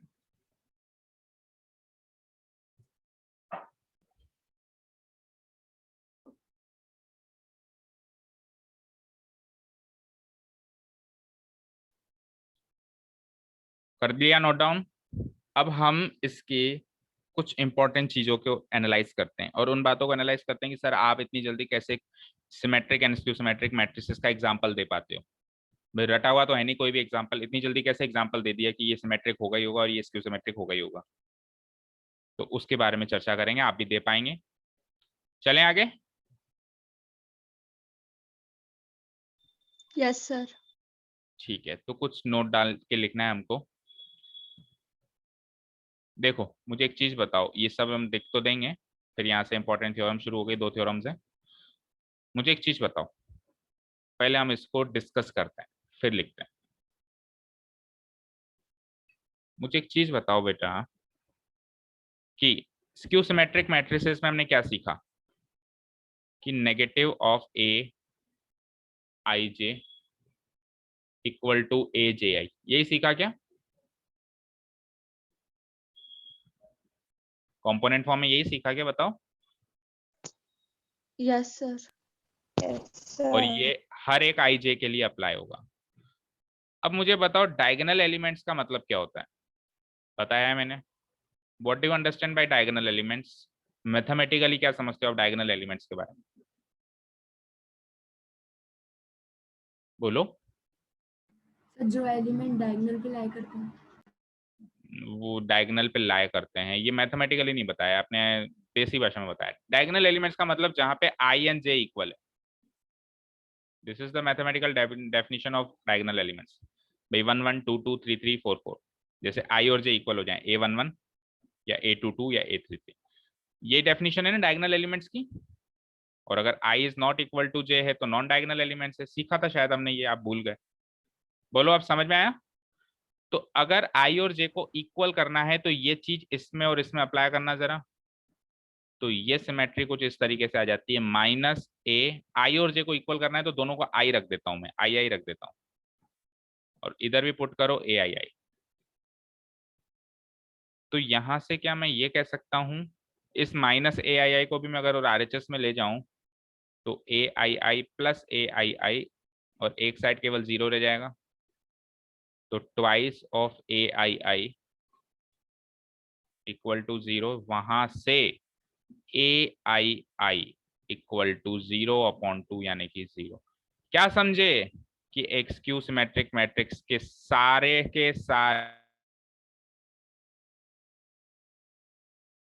फिर से देखो मैंने क्या किया, negative of a matrix किया और फिर मैंने उसका ट्रांसपोज किया और फिर मैंने डायगोनल एलिमेंट्स भी ले लिए। डायगोनल एलिमेंट्स लेने के लिए मुझे आई और जे को इक्वल करना पड़ेगा, तो आई जे को मैंने या तो आई आई लिख लो या दोनों को जे जे लिख लो, एक ही बात है। तो मैंने आई आई लिख लिया, यहाँ पे भी जे आई को मैंने आई आई लिख दिया। अब मैं अगर इसको वहां ले जाऊं तो एक साइड तो केवल 0 रह गया और एक side A I I plus A I आई, वो ट्वाइस ऑफ ए आई आई हो गया। ट्वाइस ऑफ ए आई आई हो गया, उसकी वैल्यू 0 हो गई, तो ए आई आई की वैल्यू 0/2 यानी कि 0 आ गई। ए आई आई क्या था? ए आई आई डायगोनल एलिमेंट ही तो था, एक डायगोनल एलिमेंट का रिप्रेजेंटेटिव ही तो है A I I. That means एक स्क्यू सिमेट्रिक मैट्रिक्स के सारे डायगोनल एलिमेंट 0 होंगे। अगर मैं वैसा करता हूं तो ही मैं एक स्क्यू सिमेट्रिक मैट्रिक्स बना सकता हूं, otherwise I can not frame skew symmetric matrix. Skew symmetric matrix में नहीं बना सकता हूं अगर मैं डायगोनल एलिमेंट्स को 0 ना रखूं तो। अब क्लियर है सभी को? तो इसके बारे में हम थोड़ा सा लिख लें। बोलो बच्चों, स्टार्ट करें? लिखो, all the diagonal elements of a skew symmetric matrix are 0। ये तो हो गई मेन मुद्दे की बात कि सारे के सारे डायगोनल एलिमेंट्स एक स्क्यू सिमेट्रिक मैट्रिक्स के 0 होते हैं। कोई पूछे क्यों, कैसे? आप कैसे कह सकते हो कि वो 0 होते हैं? करके दिखाओ। तो ये लो करके दिखा देते हैं, अभी जो हमने किया उसी को रिपीट कर देते हैं। दैट इज, देखो, फॉर डायगोनल एलिमेंट्स के लिए हम क्या करेंगे, आई और जे को इक्वल पुट करेंगे। For diagonal elements we put I equal to J. ठीक है, अब हमको स्क्यू सिमेट्रिक भी करना है साथ में, तो स्क्यू सिमेट्रिक के लिए हम क्या करेंगे स्क्यू सिमेट्रिक के लिए कि ट्रांसपोज को नेगेटिव के इक्वल करेंगे। ये तो हो गया transpose J I. Let's see again कि हम ट्रांसपोज के लिए क्या करेंगे, आई जे को जे आई कर देंगे और नेगेटिव करने के लिए हम माइनस साइन को पुट कर देंगे। लेकिन क्योंकि ये डायगोनल एलिमेंट्स हैं and we are putting I equal to J, मैं आई को जे के इक्वल पुट कर रहा हूं बिकॉज डायगोनल एलिमेंट्स का सीक्वेंस को फॉलो कर रहे हैं हम। तो हम क्या करेंगे, जे आई को आई आई लिख देंगे और यहाँ पर आई जे को आई आई लिख देंगे। इस सीक्वेंस में हम जे आई को आई आई लिख देंगे और आई जे को भी आई आई लिख देंगे। क्यों? Because we are putting I equal to J, I को जे के इक्वल पुट कर रहे हैं। तो ऐसा करने से क्या हो जाएगा, तो सर इसको क्लियर लिख देते हैं, लिखते भी जाओ समझते भी जाओ। Class 12 I equal to J put कर रहे हैं हम। तो ऐसा करने से एक बार तो मैंने किया यहाँ पे ट्रांसपोज, एलएचएस में मैंने किया ट्रांसपोज एंड आरएचएस में मैंने कर दिया नेगेटिव। तो आई और जे को इक्वल पुट करते ये हो गया ए आई आई और वहां पे हो गया माइनस ए आई आई। अब इस माइनस ए आई आई को अगर मैं आरएचएस से एलएचएस में शिफ्ट करूं तो आरएचएस में 0 रह जाता है और इधर ट्वाइस ऑफ ए आई आई हो जाता है। A I I plus A I I equal to twice of A I I and that is equal to 0 and that has come to equal to 0। लिखो फटाफट से, implies तो twice of A I आई अगर 0 है तो फिर ए I आई भी क्या हो जाएगा, 0 divided by 2 that is equal to 0। A I I plus A I I equal to 0 that is twice of A I I equal to 0, तो वहां से A I I equal to 0। तो इससे प्रूव होता है ए आई आई क्या है, A I I diagonal element का रिप्रेजेंटेटिव है। इससे प्रूव होता है कि सारे के सारे डायगोनल एलिमेंट एक स्क्यू सिमेट्रिक मैट्रिक्स में हमेशा 0 के इक्वल होंगे। यही हमारा मेन टॉपिक था। All the diagonal elements of a skew symmetric matrix are 0। यहां तक नोट डाउन कर लिया सभी ने? Priyanshi, have you noted down? Yes, sir. Tanisha? Yes, sir. Okay. Raja? Yes sir. ठीक है, तो अब इंपॉर्टेंट थ्योरम्स एक बार अभी के लिए छोड़ते हैं। अब यहाँ पे जाते जाते एक चीज देखो, आपको मैं symmetric and skew symmetric matrix बनाना सिखाता हूँ। कि हम एग्जाम्पल फटाफट से कैसे, किसी ने कहा कि यार एक सिमेट्रिक मैट्रिक्स के एग्जाम्पल बता, कैसे हम बताएंगे? तो सिमेट्रिक मैट्रिक्स में हम क्या करेंगे, देखो पहले तो हम ऑर्डर डिसाइड करें 2x2 बनाना है या 3x2। 2x2 तो हमने बना ही दिया था, चलो 3x3 बनाते हैं आपकी बार। तो 3x3 कैसे बनाएंगे हम? पहली रो को जो आपकी इच्छा है वो लिख लो। क्या कहा मैंने? पहली रो को जो आपकी इच्छा है वो लिख लो। 1 2 3 लिख लिया। अब क्या करो, ये वाला एलिमेंट एज इट इज यहाँ कॉपी करो 2, और वो वाला एलिमेंट एज इट इज यहाँ पे कॉपी करो 3। समझ गए? ये वाला एलिमेंट एज इट इज यहाँ पे कॉपी करो 2, और वो वाला एलिमेंट एज इट इज यहाँ पे कॉपी करो 3। समझ गए क्या बच्चों? सिमेट्रिक मैट्रिक्स बनाना सिखा रहा हूँ, उसका एग्जाम्पल बनाना सिखा रहा हूँ, कैसे हम देखते ही पहचान जाएंगे कि ये सिमेट्रिक है या नहीं है। अगर ऐसा हो रहा है कि ये दोनों इक्वल हैं और ऐसा हो रहा है कि ये दोनों इक्वल हैं, तो इसका मतलब क्या है, वो सिमेट्रिक है। ठीक है, आगे और भी।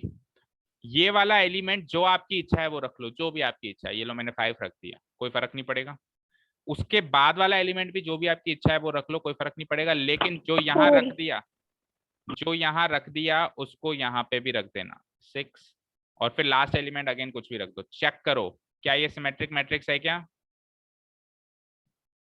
जब आप इसका ट्रांसपोज बनाओगे, जब आप इस मैट्रिक्स का ट्रांसपोज बनाओगे तो 1 2 3 कॉलम वाइज लिखो 1 2 3, 2 5 6 कॉलम वाइज लिखो 2 5 6, एंड 3 6 7 कॉलम वाइज लिखो 3 6 7। चेक करो बच्चों क्या ये दोनों मैट्रिक्स सेम है या नहीं है। यस और नो? Yes sir. अच्छा, फिर से रिपीट करता हूं। देखो डायगोनल एलिमेंट्स कुछ भी रख सकते हो आप एक सिमेट्रिक मैट्रिक्स में, और जो नॉन डायगोनल एलिमेंट्स है उसमें आपको सिमेट्री बिठानी पड़ेगी। This element should be equal to this element, this element should be equal to this element, and this element should be equal to this element. इतना सा ध्यान रखना है, ये इसके इक्वल, ये इसके इक्वल, ये इसके इक्वल। तो वो जो मैट्रिक्स बनेगी वो हमेशा क्या बनेगी, एक सिमेट्रिक मैट्रिक्स बनेगी। चलो स्क्यू सिमेट्रिक बनानी है, एक 3x3 की स्क्यू सिमेट्रिक बना देता हूं। तो अभी अभी डायगोनल एलिमेंट्स तो हमने सीख लिए कि स्क्यू सिमेट्रिक मैट्रिक्स के डायगोनल एलिमेंट्स 0 होते हैं, अभी अभी सिखाया। तो सबसे पहला काम तो डायगोनल एलिमेंट्स पुट अप कर दो दैट आर इक्वल टू 0। तो तीनों डायगोनल एलिमेंट्स 0 0 0। अब जो ये एलिमेंट्स बच गए नॉन डायगोनल, इसमें एक दूसरे के नेगेटिव पुट करने हैं। फॉर एग्जांपल यहाँ 2 पुट किया तो यहाँ -2, वहां 7 पुट किया या -7, यहाँ -6 पुट किया वहां 6। बन गई है स्क्यू सिमेट्रिक मैट्रिक्स। चाहे से आप इसको ट्रांसपोज करके नेगेटिव कर लो, ये का यही आएगा। देखो ट्रांसपोज करके नेगेटिव करना है ना, मतलब 0 2 7 को यूं लिखना है लेकिन नेगेटिव फॉर्म में लिखना है। 0 का नेगेटिव 0, 2 का नेगेटिव -2, 7 का नेगेटिव -7। फिर इस रो को लिखो -2 का नेगेटिव 2, 0 का 0, 6 का नेगेटिव -6। फिर इस रो को लिखो, नेगेटिव भी करते जाओ और ट्रांसपोज भी करते जाओ। -7 का 7, -6 का 6, एंड 0 का 0। चेक करो बेटा दोनों मैट्रिसेस एग्जैक्टली सेम है या नहीं है।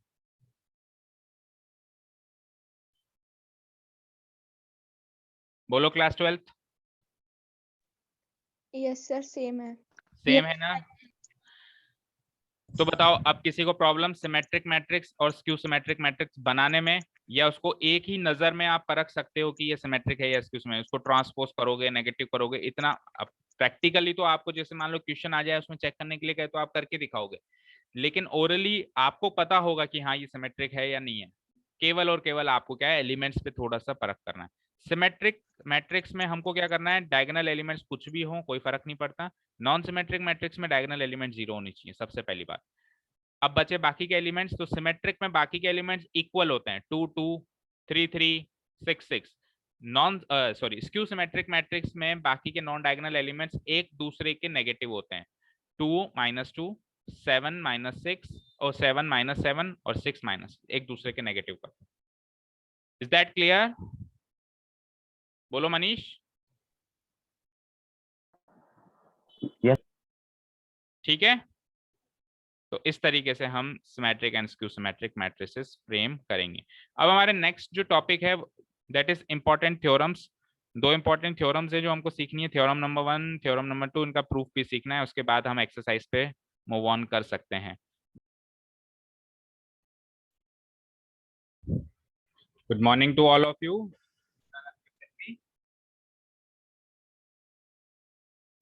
Good morning sir. Good morning, sir. Morning. Is my voice clear? Yes, sir. ठीक है. So the topic after transpose of a matrix and symmetric and skew symmetric matrix is we have to learn two important theorems which are very crucial to solve different problems related to transpose of a matrix. So note down the heading important theorems. दो important theorems है जो आज हम cover करेंगे. अच्छा, इन theorems का proof भी आ सकता है एग्जाम में कि इन थ्योरम्स को प्रूव करके बताओ, या इनका स्टेटमेंट भी आ सकता है जो स्टेटमेंट हम याद करेंगे भाई होती क्या है ये थ्योरम्स, और इन पे क्वेश्चंस भी आ सकते हैं. जो तीनों ही चीजें हैं, तीनों चीजों को ही बड़े ध्यान से देखना. कर ली हेडिंग नोट डाउन कर ली? शुरू करें. First of all theorem number 1 read out करते हैं. If A is any square matrix, ये थ्योरम्स स्क्वायर मैट्रिक्स पे ही चलेगी. वाई? ये स्क्वायर मैट्रिसेस पे इसलिए चलेगी क्योंकि symmetric and skew symmetric matrices का जो कॉन्सेप्ट है वो स्क्वायर मैट्रिसेस पे ही चलता है. तो ये क्या कह रहा है कि A कोई भी स्क्वायर मैट्रिक्स हो, लेकिन उसके अंदर एंट्रीज रियल नंबर्स होनी चाहिए, रियल एंट्रीज होनी चाहिए. ठीक है, तो क्या होगा? तो A प्लस A डैश हमेशा ही एक सिमेट्रिक मैट्रिक्स होगी. क्या समझे? ए कोई भी स्क्वायर मैट्रिक्स है, उसके साथ उस ए में मैं उसी का ट्रांसपोज जोड़ दूं तो ये कोई मैट्रिक्स बनेगी. ये जो भी मैट्रिक्स बनेगी ये हर हाल में एक सिमेट्रिक मैट्रिक्स बनेगी. ये हर हाल में एक सिमेट्रिक मैट्रिक्स बनेगी. अच्छा, ऐसे कैसे हो जाता है? तो एग्जांपल ले लेते हैं. आपके जो मन में आ रहा है,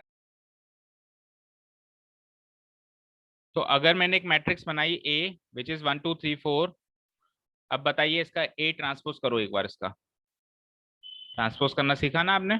बताओ. 1 3 2 4. 1 3 and 2 4. Very good. अब इन दोनों को जोड़ दो. तो इन दोनों को अगर मैं ऐड कर दूं तो जो मैट्रिक्स बनेगी वो क्या बनेगी? 1 + 1 2, 2 + 3 5, 3 + 2 5 एंड 4 + 4 8. तो ध्यान से देखो, अब जो ये मैट्रिक्स बनी है क्या वो एक सिमेट्रिक मैट्रिक्स बनी है कि नहीं बनी है? इसको कितना भी ट्रांसपोज कर दो सेम ही आएगा. 2 5 5 8 का ट्रांसपोज भी यही होगा. 2 5 5 8 बोलो बोलो. 2 5 5 8 का ट्रांसपोज क्या होगा? यस सर, यही होगा. यही होगा ना. तो किसी भी स्क्वायर मैट्रिक्स में अगर मैं उसका ट्रांसपोज जोड़ दूं, any take any square matrix, और उसका ट्रांसपोज ही उसमें जोड़ दूं, तो बदले में जो आंसर आएगा that matrix is 100% a symmetric matrix. हर हाल में वो एक सिमेट्रिक मैट्रिक्स होगी. पर ये तो चलो हमने एग्जाम्पल से प्रूव किया. एग्जाम में हमको एग्जाम्पल से नहीं प्रूव करना, एग्जाम में हमको मैथमेटिकली प्रूव करना है. चलो, इसी थ्योरम का दूसरा एस्पेक्ट देखो. अगर आप A + A डैश कर रहे हो तो सिमेट्रिक मैट्रिक्स होगी, लेकिन अगर आप A - A डैश कर रहे हो, किसी भी मैट्रिक्स में से उसका ट्रांसपोज लेस कर रहे हो, तब क्या आएगा आंसर? एक स्क्यू सिमेट्रिक मैट्रिक्स आएगी. वही एग्जांपल ले लेते हैं जो अभी लिया कि A को लिया हमने 1 2 3 4 और A ट्रांसपोज ले लिया था हमने 1 3 2 4. अब की बार क्या करना है? प्लस नहीं करना है, माइनस करना है. करना माइनस. 1 - 1 0, 2 - 3 -1, 3 - 2 1 एंड 4 - 4 0. चेक करो, अब जो ये मैट्रिक्स बनी है इसका अगर मैं ट्रांसपोज कर दूं तो 0 1 - 1 0, तो ये मैट्रिक्स इसका नेगेटिव हो रही है. दैट मीन्स ये मैट्रिक्स एक स्क्यू सिमेट्रिक मैट्रिक्स है या नहीं है? बोलो बच्चों. Yes, sir. तो अगर आप A + A डैश कर रहे हो तो ये जो मैट्रिक्स बनेगी हर हाल में सिमेट्रिक बनेगी.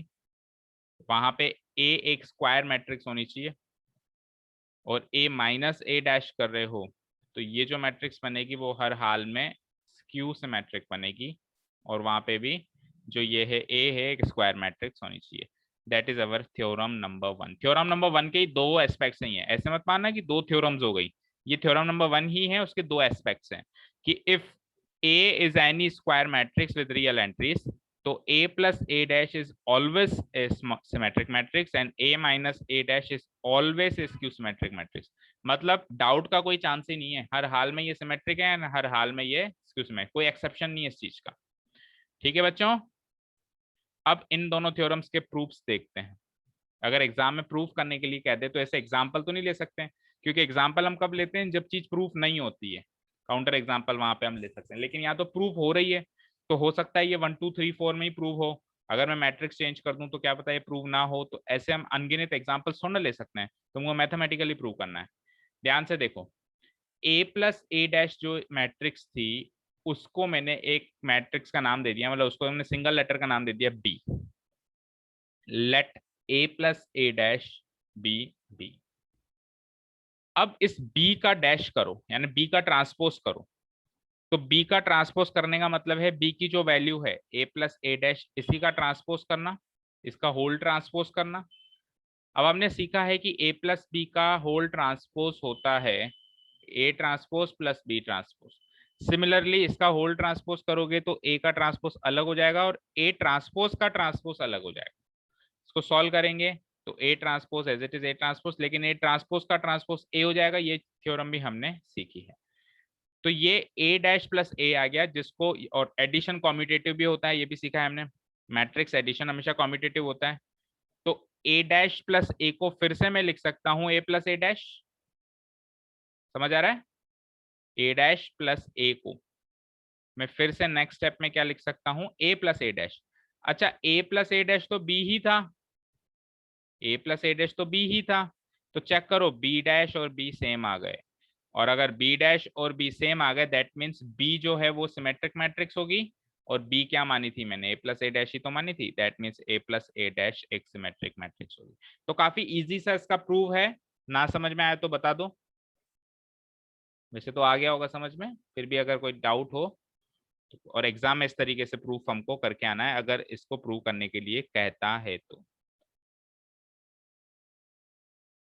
B डैश की वैल्यू B के इक्वल आ गई, इसीलिए B एक सिमेट्रिक मैट्रिक्स होगा, और B की value A plus A dash है, इसलिए A प्लस ए डैश जो भी मैट्रिक्स बनती है वो हर हाल में एक सिमेट्रिक मैट्रिक्स बनती है, provided that A should be A square matrix. A square matrix होनी चाहिए यहाँ पे, बाकी और कोई, इसको बस एक ही रिक्वायरमेंट है इसकी, तो कि ए को स्क्वायर मैट्रिक्स बना दो, फिर A प्लस ए डैश हमेशा एक सिमेट्रिक मैट्रिक्स होगी। क्लियर है यहाँ तक? थ्योरम नंबर 1 का पहला एस्पेक्ट क्लियर है, सेकेंड एस्पेक्ट को प्रूव करें फिर, बोलो। Yes sir. सेकेंड एस्पेक्ट पे चलते हैं।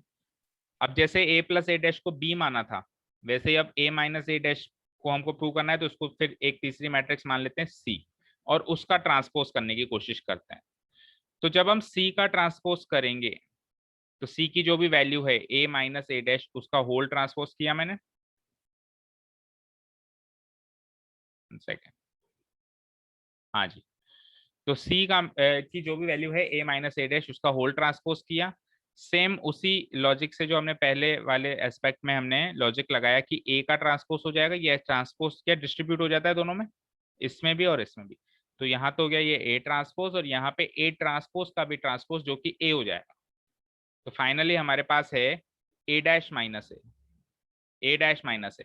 अच्छा, अब A डैश माइनस A को तो हम नहीं लिख सकते A माइनस ए डैश, ये दोनों तो इक्वल नहीं होंगे, क्योंकि सब्ट्रैक्शन कभी भी कॉम्यूटेटिव नहीं होता। मैट्रिक्स अलजेब्रा में क्या, रियल नंबर्स अलजेब्रा में जो हमारा जनरल अलजेब्रा होता है उसमें भी सब्ट्रैक्शन कभी भी कॉम्यूटेटिव नहीं होता, केवल एडिशन ही कॉम्यूटेटिव होता है, तो उसको हम वैसे तो नहीं लिख सकते हैं। लेकिन अगर इसमें से मैं माइनस कॉमन ले लूँ, A डैश माइनस A में से अगर मैं माइनस को बाहर ले लूँ तो ये A माइनस ए डैश बन जाता है, और A minus A dash is nothing but the matrix C। A minus A dash तो C ही है, तो it comes out to be minus C। तो चेक करो, C डैश की वैल्यू माइनस C के बराबर आ रही है। किसी भी मैट्रिक्स के ट्रांसपोज की वैल्यू उसी मैट्रिक्स के नेगेटिव के बराबर आ जाए तो that matrix has to B a skew symmetric matrix. ये सीखा हमने। तो C डैश जो है माइनस C के इक्वल आ गया, that means C is a skew symmetric matrix और C की वैल्यू क्या थी, a minus a dash, that means a minus a dash is always a skew symmetric matrix. यहाँ पे ये हमारी थ्योरम पूरी तरीके से प्रूव हो जाती है, दोनों एस्पेक्ट्स.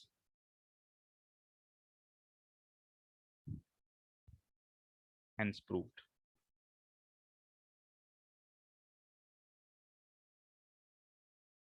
तो that was our theorem number 1. Theorem number 1 समझ भी गए आप और प्रूव भी कर दी, और एक एक एग्जांपल भी ले लिया छोटा मोटा 1 2 3 4 लेके स्क्वायर मैट्रिक्स का. बताओ यहां तक कोई डाउट? तो थ्योरम नंबर 2 पे चलो.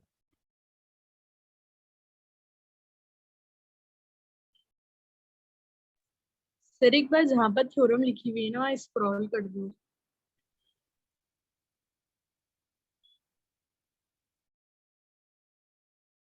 जनरली मैं जो टॉपिक चलने वाला होता है, जब तक आप लोग ऐड नहीं होते हो तब तक वही टॉपिक मैं स्क्रीन पे शो कर देता हूँ. तो आप नोट कर लिया करो, हेडिंग वेडिंग जो भी है समझ जाया करो कि आज की हेडिंग है. और वैसे भी मैं नेक्स्ट डे क्या पढ़ाने वाला हूँ वो भी मैं पिछले दिन बता ही देता हूँ. कल हम ये पढ़ेंगे, तो थोड़ा सा क्या सीन में रहा करो.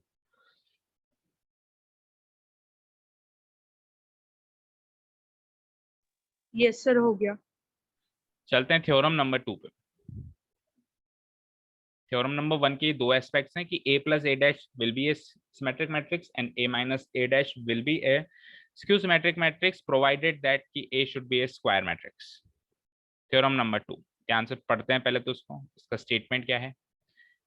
Any square matrix of any order. भाई कोई भी स्क्वायर मैट्रिक्स ले लो, ये कह रहा है कोई भी ऑर्डर की ले लो, 2 ऑर्डर की ले लो, 3 ऑर्डर की ले लो और 4 ऑर्डर की. इससे ज्यादा तो ऑर्डर हमारे कोर्स में एग्जाम में आने के चांसेस कम है. मैक्सिमम 4 ऑर्डर दे देगा, और 4 भी कम ही देता है, 3 ऑर्डर ही ज्यादा चलता है. तो एनी ऑर्डर की कोई भी स्क्वायर मैट्रिक्स ले लो, उसको आप एक्सप्रेस कर सकते हो. इसका मतलब लिख सकते हो. कैसे लिख सकते हो? सम की फॉर्म में लिख सकते हो. किस किस के सम की फॉर्म में लिख सकते हो? एक सिमेट्रिक मैट्रिक्स और एक स्क्यू सिमेट्रिक मैट्रिक्स के सम की फॉर्म में लिख सकते हो. दैट मीन्स मेरे पास एक स्क्वायर मैट्रिक्स है, जैसे अभी मैंने लिए 1 2 3 4. इस ए स्क्वायर मैट्रिक्स को मैं ऐसी दो मैट्रिक्स के सम की फॉर्म में लिख सकता हूं जिसमें से एक तो होगी सिमेट्रिक, ये वाली मान लो सिमेट्रिक, और एक होगी मेरी स्क्यू सिमेट्रिक. स्क्यू सिमेट्रिक ये वाली होगी मेरी स्क्यू. कोई भी एक इनमें से सिमेट्रिक होगी, कोई भी एक स्क्यू सिमेट्रिक. अब वो मैट्रिक्स क्या होगी वो तो हमको फिर निकालना पड़ेगा कि इसको मैं किस किस के सम की फॉर्म में लिखूं. मतलब मेरे को यहाँ पे एक मैट्रिक्स बनानी है, यहाँ पे एक मैट्रिक्स बनानी है, इन दोनों का जोड़ ये मैट्रिक्स आनी चाहिए. और एक चीज और होनी चाहिए कि दोनों में से एक सिमेट्रिक मैट्रिक्स होनी चाहिए और एक स्क्यू सिमेट्रिक. सिमेट्रिक मतलब इसका ट्रांसपोज कर दो वही आ जाए, स्क्यू सिमेट्रिक मतलब ट्रांसपोज कर दो तो नेगेटिव आ जाए. इस तरह की दो मैट्रिक्सेस सोचनी पड़ेगी. तो ऐसे आप किसी भी स्क्वायर मैट्रिक्स को इस फॉर्म में लिख सकते हैं. थ्योरम तो ये कहती है, थ्योरम क्या कहती है कि किसी भी स्क्वायर मैट्रिक्स को आप ऐसी फॉर्म में लिख सकते हैं जहां पे वो ऐसी दो मैट्रिक्स का सम की फॉर्म में दिखाई दे रही है, जहां पे एक तो सिमेट्रिक मैट्रिक्स हो और एक स्क्यू सिमेट्रिक मैट्रिक्स हो. यहां तक नोट डाउन हो गया और समझ आ गया?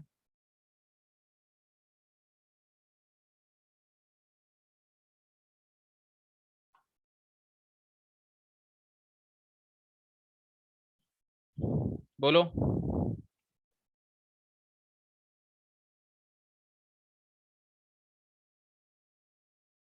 बोलो बच्चों, यहां तक लिख लिया? Yes, sir. समझ आया?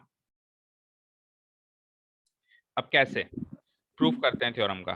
तो जो थ्योरम का हम प्रूफ करेंगे ना, उसी में हम समझ जाएंगे कि वो दो मैट्रिक्स कौन सी होगी. अभी आपके मन में ये सवाल पैदा हो रहा होगा कि सर वो दो मैट्रिक्स कौन सी होगी जिसमें से एक तो सिमेट्रिक और एक स्क्यू सिमेट्रिक और उन दोनों का सम वो मैट्रिक्स हो जाए. तो इसका प्रूफ करते करते इस सवाल का जवाब भी मिल जाएगा कि ये मैट्रिक्स और ये मैट्रिक्स कौन सी होनी चाहिए, किस टाइप की होनी चाहिए. प्रूफ करते हैं, लिखते जाओ समझते जाओ. ऑब्वियसली ए को एक स्क्वायर मैट्रिक्स मान लिया, उसकी रियल एंट्रीज होनी चाहिए. ऑर्डर कोई भी हो जो आपकी इच्छा हो, ऑर्डर कोई भी ले लो जो आपकी इच्छा हो. यहाँ पे ये भी लिखना मेंशन कर देता हूँ क्योंकि ऑर्डर हम एनी ऑर्डर ले सकते हैं, तो वो भी लिख दो. Let A be any square matrix of any order with real entries. Let A be any square matrix of any order, लेकिन एंट्रीज रियल ले लेना, विथ रियल एंट्रीज.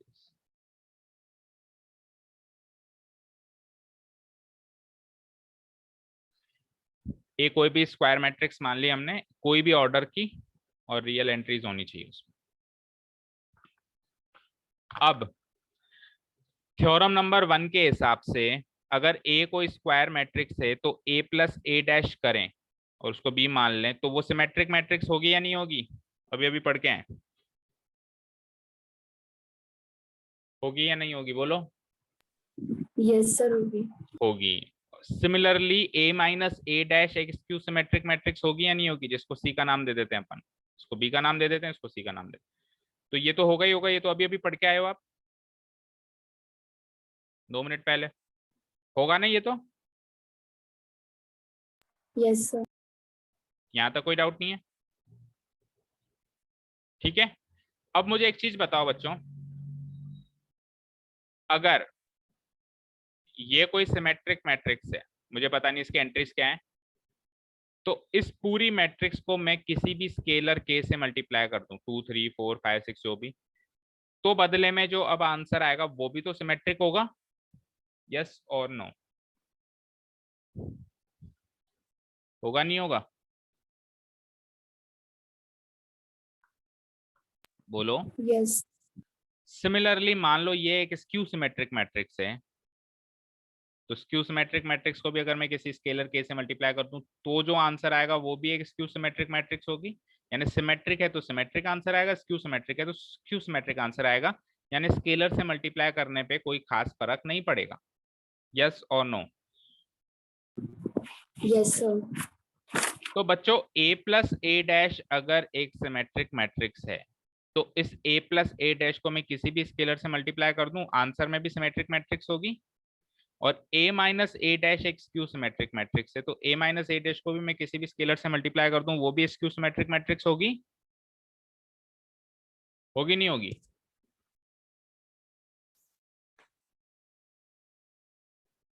बोलो, होगी ना? Yes, sir. ठीक है जी।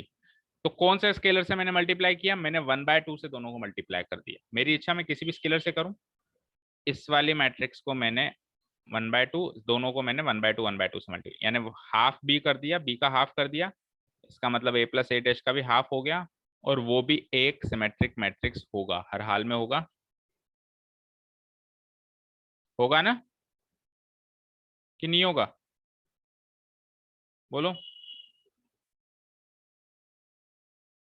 Is also A symmetric matrix. Similarly मैंने सी को भी हाफ से मल्टीप्लाई कर दिया, यानी कि हाफ से मल्टीप्लाई करने का मतलब हो गया कि a माइनस ए डैश को मैंने हाफ से मल्टीप्लाई कर दिया, और क्योंकि a माइनस ए डैश हर हाल में स्क्यू सिमेट्रिक होता है तो half into a minus A dash भी हर हाल में स्क्यू सिमेट्रिक होगा। यहाँ तक कोई डाउट?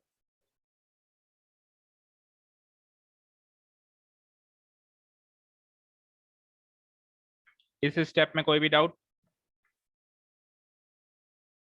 कि b को भी हाफ से मल्टीप्लाई किया एंड c को भी हाफ से मल्टीप्लाई किया?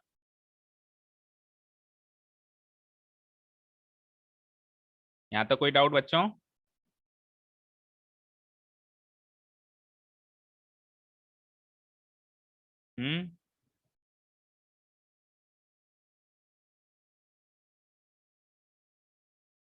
बोलो। No, sir. ठीक है। अब एक काम करो, इस हाफ बी और इस हाफ सी को जरा ऐड करना, इस हाफ बी और इस हाफ सी को ऐड करना, दैट मीन्स इन वैल्यूज को और इन वैल्यूज को एक बार ऐड करके देखते हैं क्या होता है। तो नेक्स्ट स्टेप में मैंने half B and half C को ऐड किया है। Now 1/2 B plus 1/2 C equal to, तो 1/2 तो अपनी जगह, बी की वैल्यू क्या है a प्लस ए डैश, और 1/2 अपनी जगह, सी की वैल्यू क्या है a माइनस ए डैश। तो ये क्या हो गया, हाफ ए डैश, हाफ से मल्टीप्लाई कर दिया स्केलर को दोनों से, फिर इधर हो गया ये हाफ ए और माइनस हाफ ए डैश। तो यहाँ पे ये प्लस हाफ ए डैश और माइनस हाफ ए डैश तो कैंसिल आउट हो गए, बचता क्या है, half A plus half A, यही बचता है, half A plus half A. And what is half A plus half A? It is full A. Half A plus half A का मतलब क्या हो गया, फुल ए। अब चेक करो, एक स्क्वायर मैट्रिक्स को मैंने एक सिमेट्रिक और एक स्क्यू सिमेट्रिक की एडिशन के फॉर्म में लिखा या नहीं लिखा? भाई बी सिमेट्रिक थी तो हाफ बी भी सिमेट्रिक, सी स्क्यू सिमेट्रिक थी तो हाफ सी भी स्क्यू सिमेट्रिक। तो किसी भी स्क्वायर मैट्रिक्स ए को मैं एक सिमेट्रिक और एक स्क्यू सिमेट्रिक मैट्रिक्स की सम की फॉर्म में लिख पाया ना? क्या लिखेंगे हम आगे? सो ए की वैल्यू जो थी half B plus half C, देखो मैंने एक स्क्वायर मैट्रिक्स को एक सिमेट्रिक और एक स्क्यू सिमेट्रिक मैट्रिक्स की फॉर्म में लिख लिया, जहां पे बी की value A plus A dash है और सी की value A minus A dash. B और सी क्या है वहां पे? बी तो है ए प्लस ए डैश और सी क्या है? A minus A dash.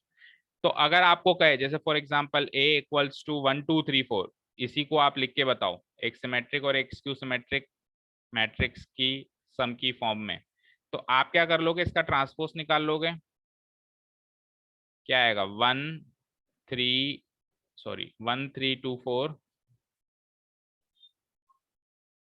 ठीक है, आप एक बार क्या कर लोगे? ए प्लस ए डैश कर लोगे।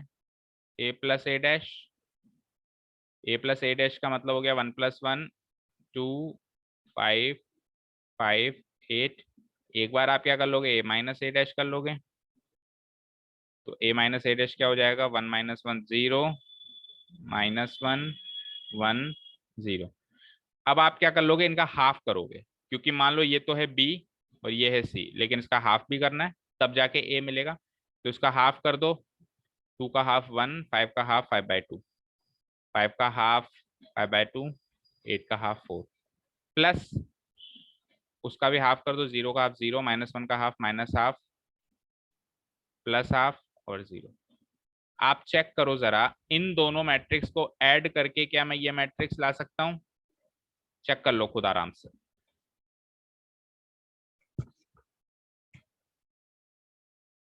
Yes, sir. 1 + 0 1, 5/2 - 1/2 4/2, 4/2 मतलब 2, 5/2 + 1/2 6/2, 6/2 मतलब 3, एंड 4 4 + 0 4। तो मैंने एक स्क्वायर मैट्रिक्स को दो मैट्रिक्स की सम की फॉर्म में लिख लिया।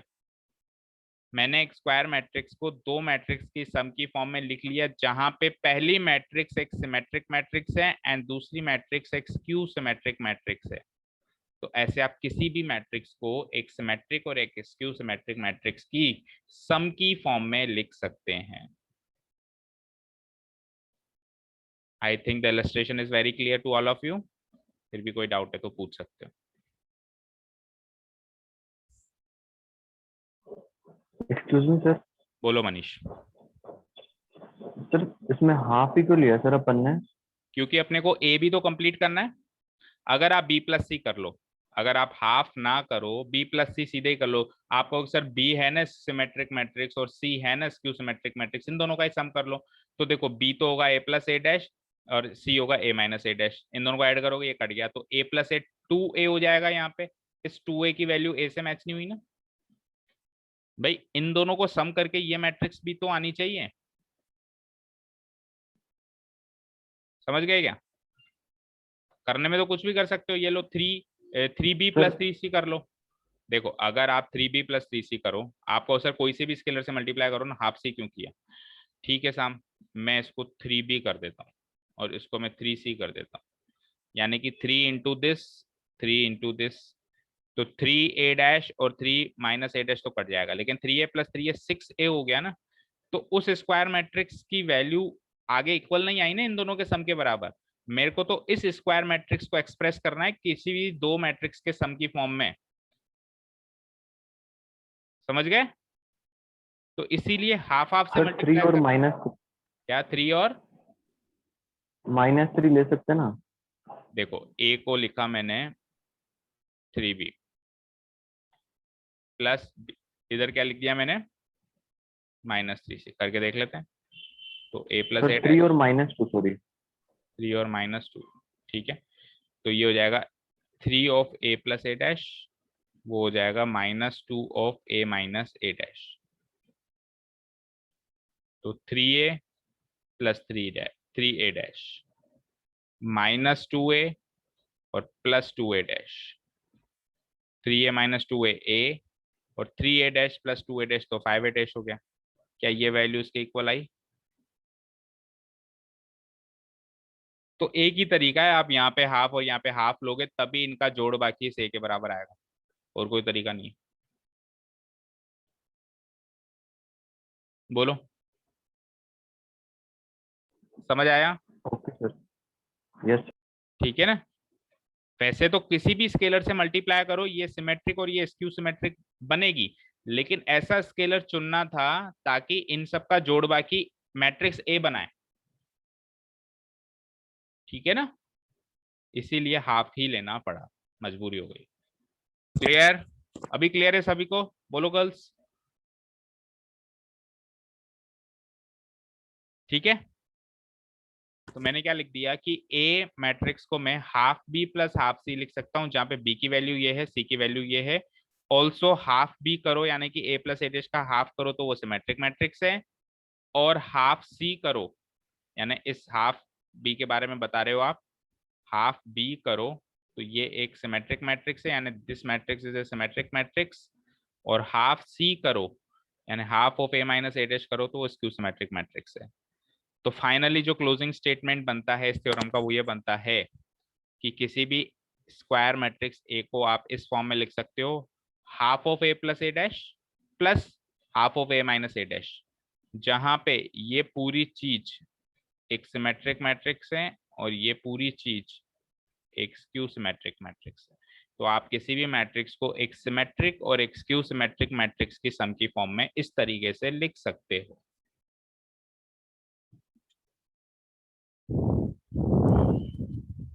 तो सर फिर उन्होंने थ्योरम में ही स्पेसिफाई क्यों नहीं किया कि सिमेट्रिक मैट्रिक्स का हाफ होना चाहिए और स्क्यू सिमेट्रिक मैट्रिक्स का भी हाफ होना चाहिए?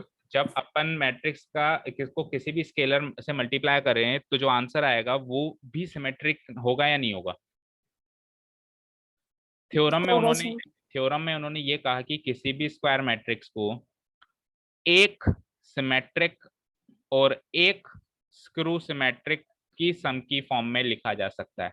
क्या ये एक सिमेट्रिक है और क्या ये Yes, एक sir. स्क्यू सिमेट्रिक मैट्रिक्स है? अब Yes, वो sir. एक सिमेट्रिक और एक स्क्यू सिमेट्रिक आप क्या लेते हो वो आपकी इच्छा है ना। आपको कुछ ऐसा वैल्यू लेनी है, कुछ ऐसी वैल्यू लेनी है ताकि इनका सम ए होना चाहिए। आप उसको ए बनाने के लिए हाफ से मल्टीप्लाई करते हो, 3 से करते हो, 5 से करते हो, 10 से करते हो, वो थ्योरम नहीं कह रही है कि करो, वो हमको फिर हाफ से इसलिए करना पड़ रहा है क्योंकि जो हमको वैल्यू है वो ए बनानी।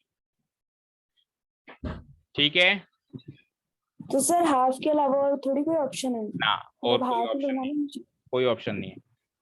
ओके अभी जो हमने इलस्ट्रेशन किया था 1 2 3 4 का, उसमें हमको एक यहाँ पे एक मैट्रिक्स मिली, यहाँ पे एक मैट्रिक्स मिली।